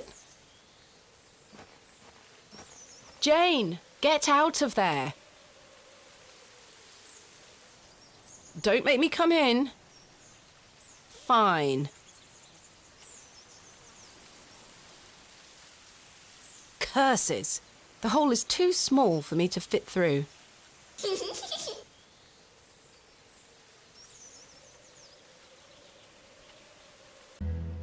I was always happiest with a trowel in my hand, uncovering hidden worlds within the earth itself, clod by clod. That should do it.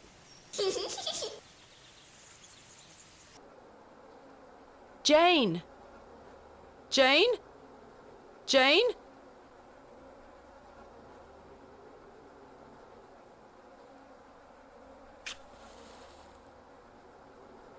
Curses.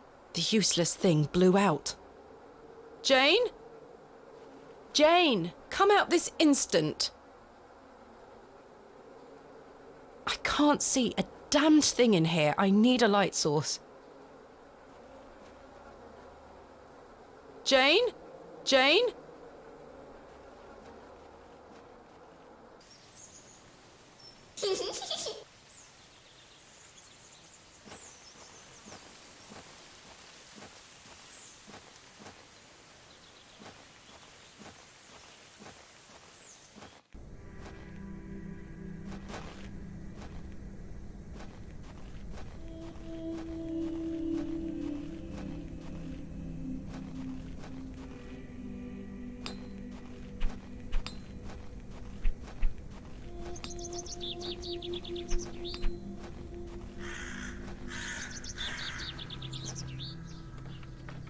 The door is still locked. Kenneth taught me this useful trick. A hairpin is much more than a hair accessory. A few wiggles and this lock should spring right open.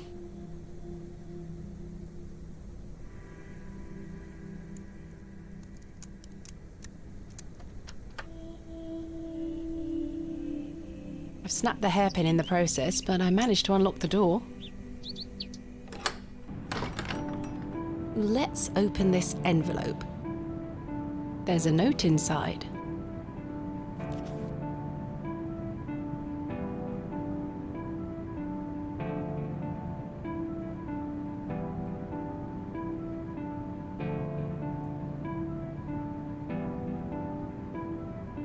How very frustrating.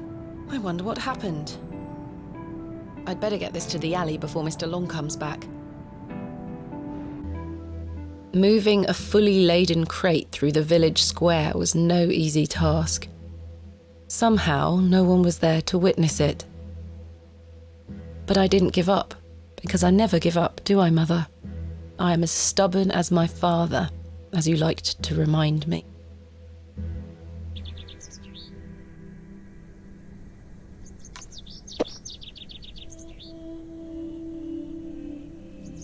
Wait. Where is my money? It's not in here. Kenneth, you absolute liability of a man. It looks like everything else is in here. Picks, specimen trays, shovels. Oh, my chisel, I'll take that. Ah, my lantern. It feels light. There mustn't be any oil inside. I'll leave the rest in the crate. Stanley assured me things would be safe here. No money and no assistant. This is most inconvenient. Still, I've been in worse situations. I've got a tab at the inn for now. I'll worry about money later. I must find that Barrow and get on with the excavation. I need paraffin to fuel my lantern. It's little Kenneth.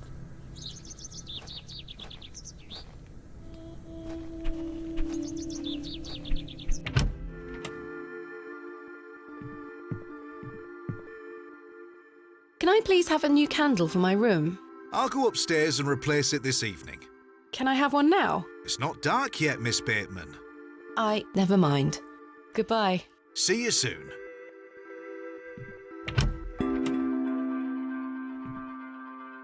The candle has melted. It's not much use anymore. That's a peculiar idea.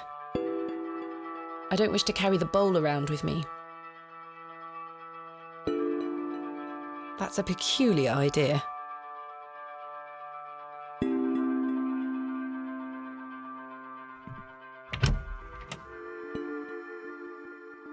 I'll leave Cyril and Henry to their grand debate.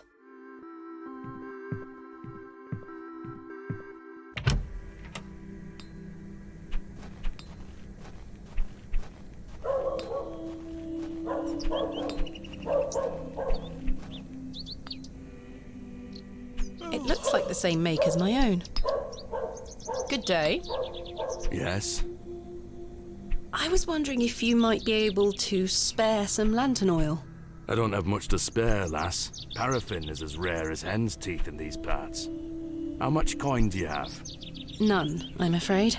If you're in a bind, I can trade you a small amount. A trade, you say? Aye. What can I trade you for some lantern oil? Surprise me. Thanks for your time. Aye. Speak to you later.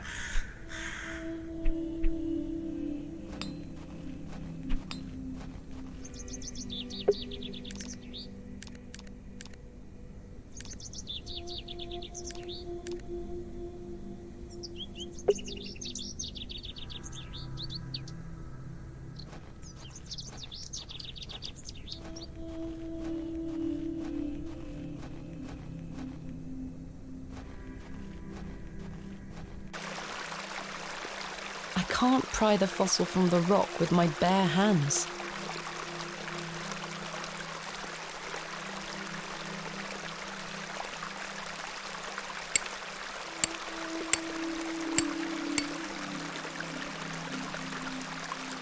Splendid. I've managed to extract it in one piece.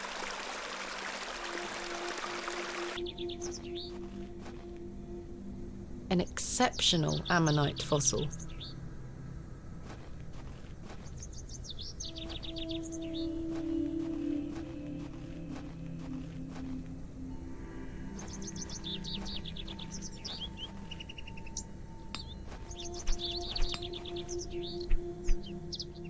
Would you trade some of your paraffin for this fossilized ammonite, Mr. Crozier? Now then, 'tis a beauty that. It looks familiar. I'll take it off your hands. Wonderful. Let me fetch some paraffin from inside.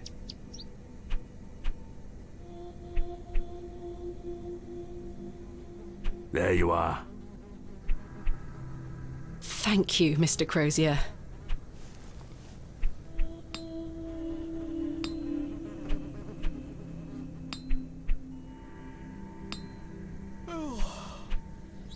My lantern is fueled and ready for action. My lantern is fueled and operational.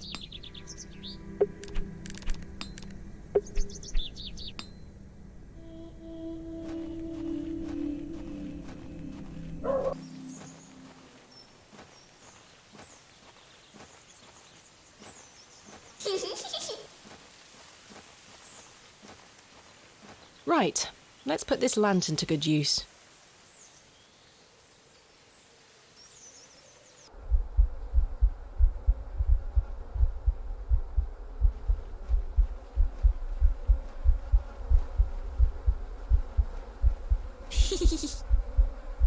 Jane, come out at once.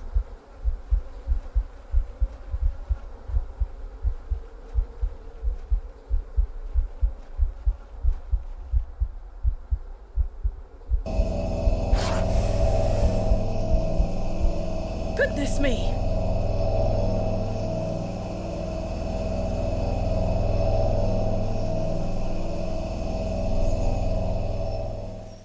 Jane! Silly, what are you doing in that smelly old badger's hole?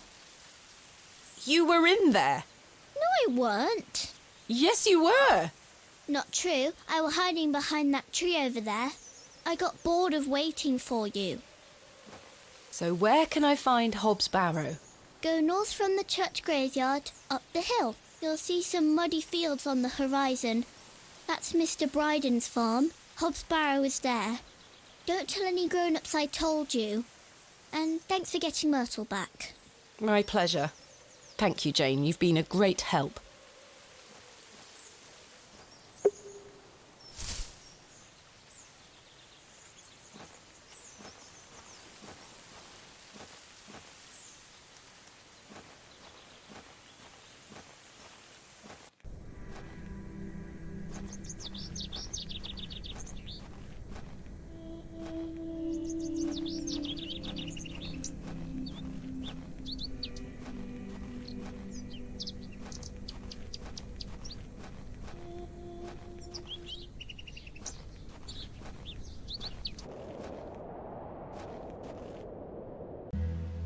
As I trudged through the barren moors, with only the odd sheep for company, I reflected upon my visit to Bewley thus far.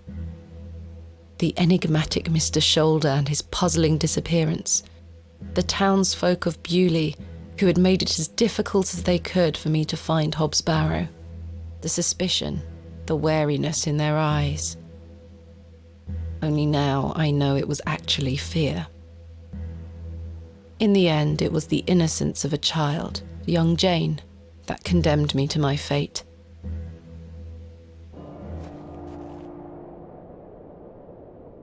Ah, the smell of damp soil and rotting vegetation.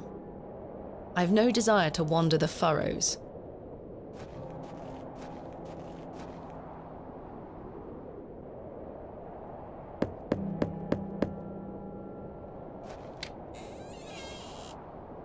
What do you want? My name is Thomasina Bateman. Mr. Bryden, I presume. Aye? What do you want, lass? I understand Hobbs Barrow is located on your land. Oh, well, yes. Why do you ask? I am an antiquarian, Mr. Bryden. I'm writing a volume on the Barrows of England. Oh, I suppose you'll be wanting to dig about it. If at all possible, Mr. Bryden. I was invited to Bewley by Mr. Leonard Shoulder, who told me such an excavation would be possible. Leonard Shoulder? Ha! I haven't seen him in years. The last I heard he were on death's door. There's to be no more digging there, lass. Not since it went so badly last time. Was there a previous excavation of Hobbs Barrow? Aye. My brother dug it up. Must have been, 25 years ago. You see, whatever he found inside, well, it drove him mad. Oh? Aye. I moved back here to look after him. Poor bastard hanged himself not long after. I'm sorry, Mr. Bryden. That's terrible. Aye. Time passes, but it were an awful thing. Tell me about yourself, Mr. Bryden. I live here with my wife. And I might be long in tooth, but I can still run this farm without too much help. What did your brother find? Samuel. Samuel were his name. Sorry, what did Samuel find in the barrow? I don't know. But something went wrong. Afterward, he could barely speak. You couldn't make out a word, like. That must have been hard. He lost a hand in that excavation too, you know. Goodness me, how? I try hard not to speculate on what might have happened, lass. I'd see him disappear into that barrow, dragging timber in with him. You'd hear him hammering away for hours. I offered him help, but he'd have none of it. Soon enough, he blocked the entrance off. To look at it now, you'd never know the thing we dug up. The landers reclaimed it. Who else was involved in the excavation? 2 others, I believe. Outsiders, perhaps. I can't say for sure. I think they left town pretty swiftly afterwards. I lived in Bakewell at the time. I only moved back here to look after Samuel. I took over the farm when he passed away. I see. What can you tell me about your farm? Samuel's fair to side. We're a fortunate family. The soil is fertile here. Crops grow without too much trouble. All the other farmers round here raise livestock, even Lord Panswick. We grow feed for them. Most fortunate, Mr. Bryden. Is your wife home? She's out in fields, lass, pulling weeds. The curse of such fertile soil. 40 years we've been married. I couldn't do it without her, you see. How splendid.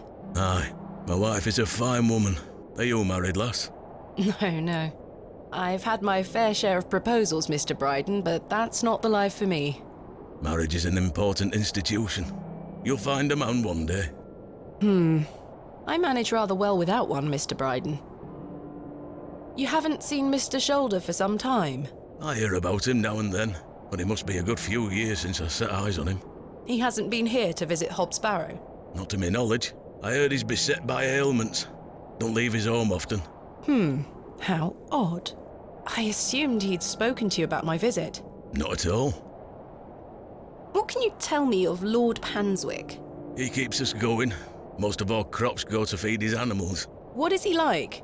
Oh, I've hardly laid eyes on him. He sends his workers here to pick up the crops. I see.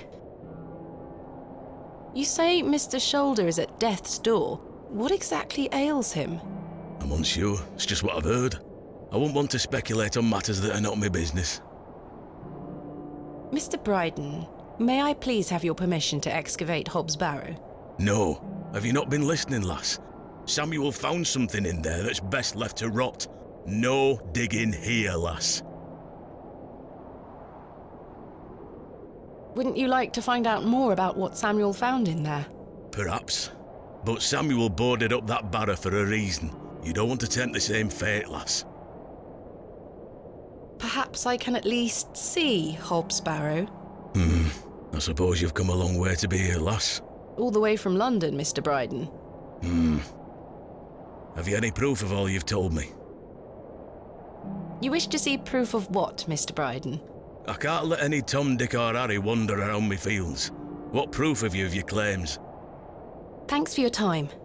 Ta-ra now. Here is proof that Mr. Shoulder invited me to Bewley in order to excavate Hobbs Barrow. Leonard making bold promises, I see. Don't make me regret this, but yes, you can have a look at it. Thank you. Any road. Once you've set your eyes on it, you won't be wanting outdo with it. The place gives one a queer feeling. So where can I find it? Through that gate to your left. Just head straight across the top to the field there. After 10 minutes or so, you'll see Barrow, set on a hill ahead. Thank you again, Mr. Bryden. I really do appreciate it.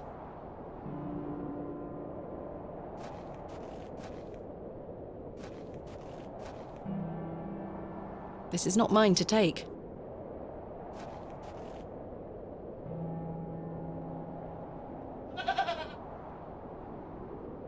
Easy, girl.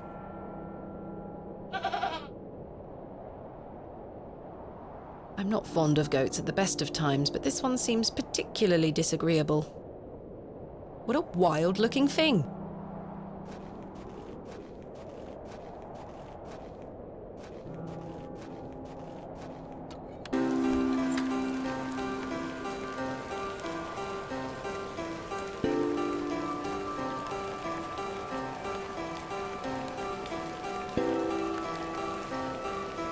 I probably should have brought my umbrella.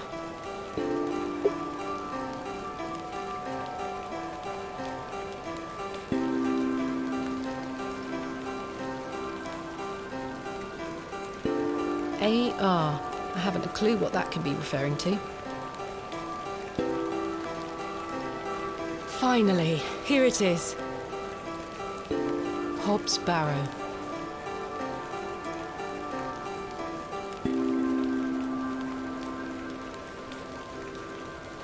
Indeed, a barrow of a most unusual rectangular form.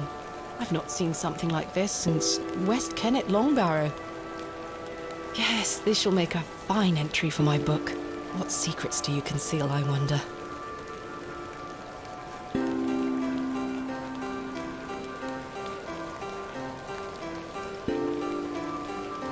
That smell. Earthy and sweet.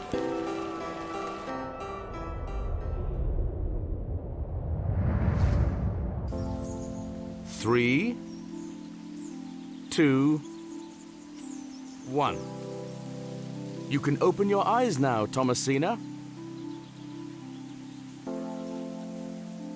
Come.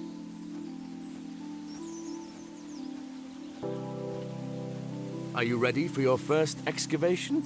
Yes, Daddy. Capital. Make sure you remember everything I've taught you. I have a feeling you might find something special. How exciting! I'll be watching from the steps, my little bird. Good luck! Thank you, Daddy.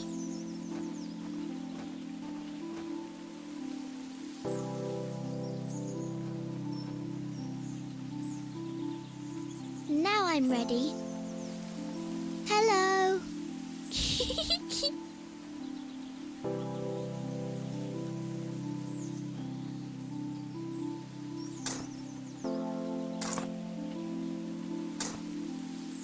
Nothing here.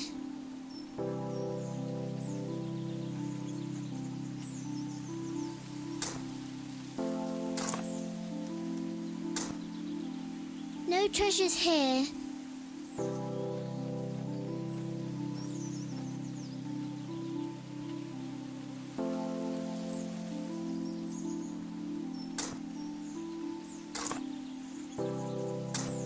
Treasure! Daddy, I found the treasure! Look! Well done, little bird. Your first successful excavation. That urn you're holding is very old and precious. Take good care of it, all right? I will, Daddy. I promise.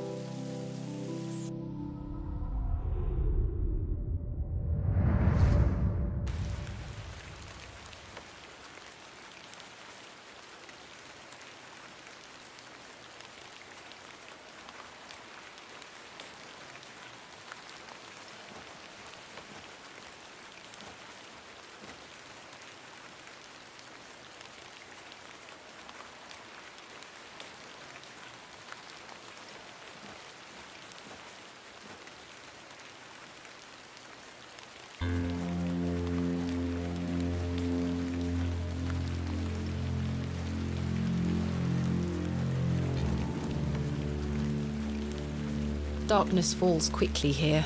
I should make my way back to the inn.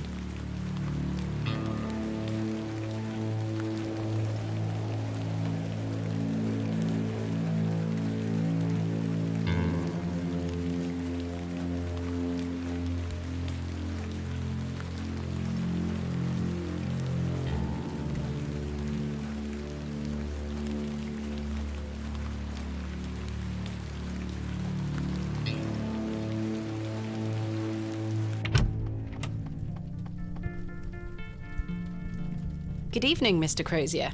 Evening. Thanks again for the fossil, lass. 'Tis truly a beauty. You're most welcome. How long have you been collecting fossils? Ever since I were a boy. The moors look a barren place, but there are plenty of fossils to be found in the rock formations. All manner of creatures to uncover. Such a playground for a young lad. What's your favourite piece in your collection? The ammonite you gave me today. The most recent is always the best. Indeed. What about you, lass? Do you collect out? I do. You see, I'm writing a book on the Barrows of England. It shall be called Vestiges of the Antiquities in Rural England. I document all my findings. But what do you collect? Pottery, tools and such. Bones too, no doubt. No, I leave those in place. You've got a morbid heart, lass. Fussing about in old graves like that. We're not dissimilar in that we both take an interest in the remains of the long gone. I suppose you have a point there. How's your book coming along then? Very well, thank you. Though I'm rather keen to begin my chapter on Hobbs Barrow. Thanks for your time. Aye. Speak to you later. Good evening, gentlemen. What are you gonna do about him? If he thinks he can take her away from here, he's got another thing coming. I am gonna knock his bloody block off. In fact, I can think of a better punishment. Oi, what do you want, lady? Piss off. You heard the man. Charming. Those men are rather brutish. I'd rather not engage with them anymore. Good evening, Miss Bateman. Good evening, Stanley. I found Hobbs Barrow. Oh, remember what I said, Miss Bateman? There are stories connected to that place. Yes, stories you won't elaborate on, I might add. Don't worry about me, Stanley. I'm quite capable of warding off imagined fiends. I have no doubt, but please leave that place be. I've come this far, there's no turning back now. That's precisely what worries me. A mug of your finest ale, please.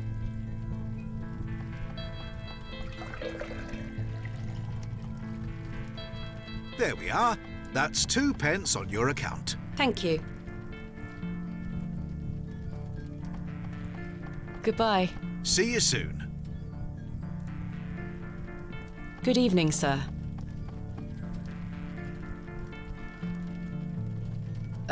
I'll leave you to it. I don't wish to wake him up. I don't wish to wake him up. Hello again, Cyril. You're still here? Did Mr. Long convince you of the virtues of Bewley Station? What the hell do you think? Now bugger off and leave me to me drink. He seems even more wound up than usual.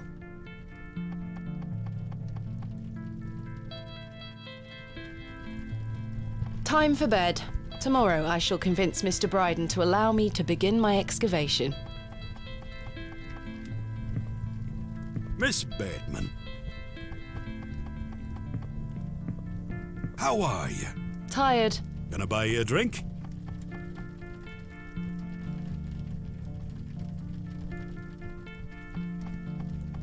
One won't hurt. Excellent. I feel bad about what happened last night. I'm sorry I can't remember it. That's all right, Mr. Tillett. Alcohol can do all sorts of damage to one's memory. I was thinking that maybe if we had another drink tonight, I might remember what happened. I'm not sure that's logical. But worth trying? I don't need any further convincing. Take your seat, Miss Bateman. I shall return with the goods.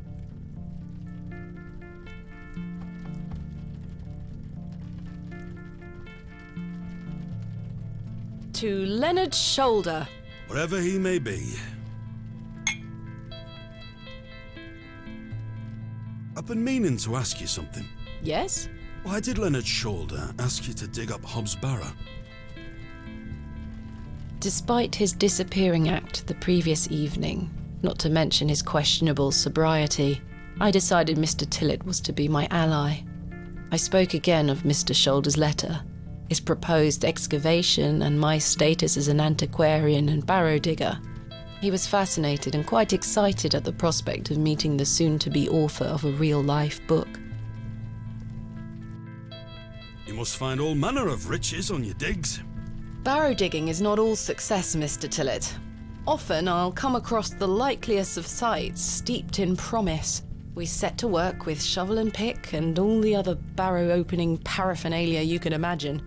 Every stone carefully taken down, every shovel full of earth put dutifully through the sieve, and we find nothing. Or you may find a miserable remnant of animal bone or a shard of pottery hardly to be recognised from the peat in which it decayed. Sometimes it's as if some Neolithic humorist prepared an elaborate practical joke for your special benefit. It still sounds much more exciting than spending your days sitting in England's most remote railway station. Are you all right, Mr. Tillett?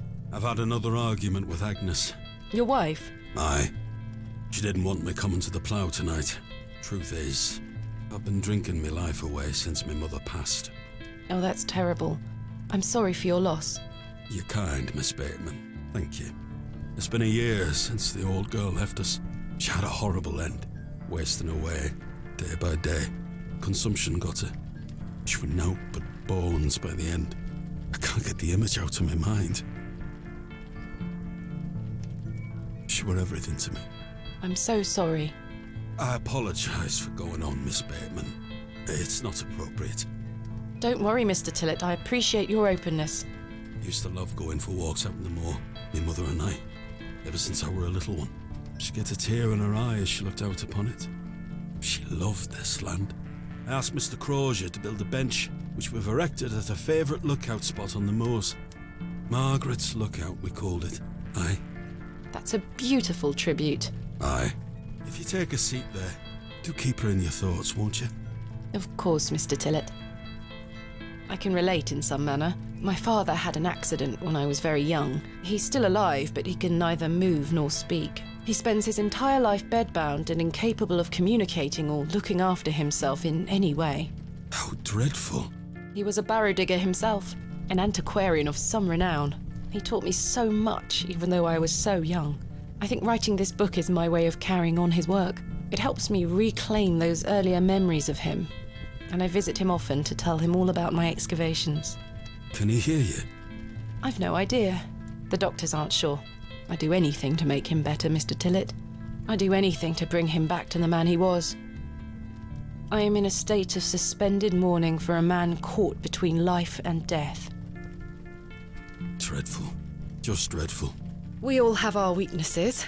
Mine just happens to be my father. And what of your mother? A cold woman. We haven't talked in quite some time. I think she blamed me for my father's accident somehow. You were but a child. Indeed.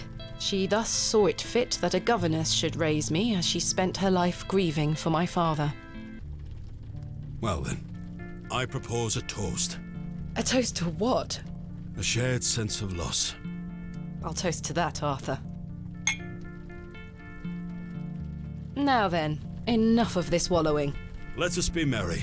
Another round. I really shouldn't. But I did. And another after that. And another. The frustrations of my visit to Bewley slipped away with each swill of Stanley's finest ale. We had great fun that night, Mr. Tillett and I. I treasure the memory. Go on then.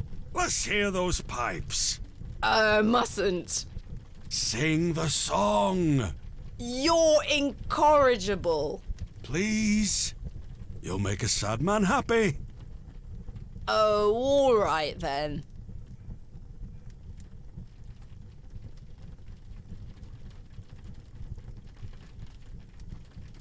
clasps, celts, and arrowheads I'll try to claw within my clutch.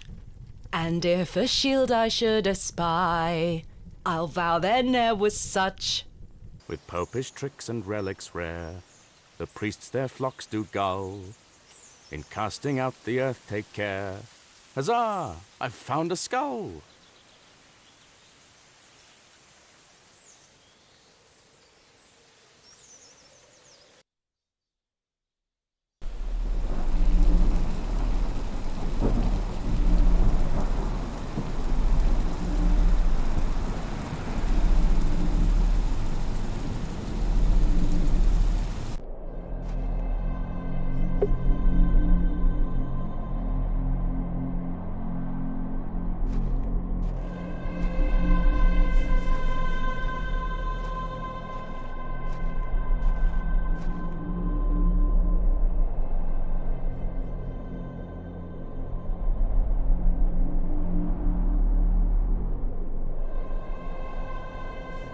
Hello, Thomasina. What is this? Who are you? I'm the one that saved your father. What do you mean? You were here 25 years ago. My father? You were deep down with the others. You were there, and something went wrong. I dragged him out. Impossible. I helped him then, and I can help him again. I don't understand. Believe my words. You'll find proof in morning. Now go.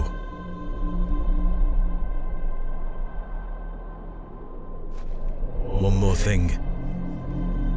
This is not a dream.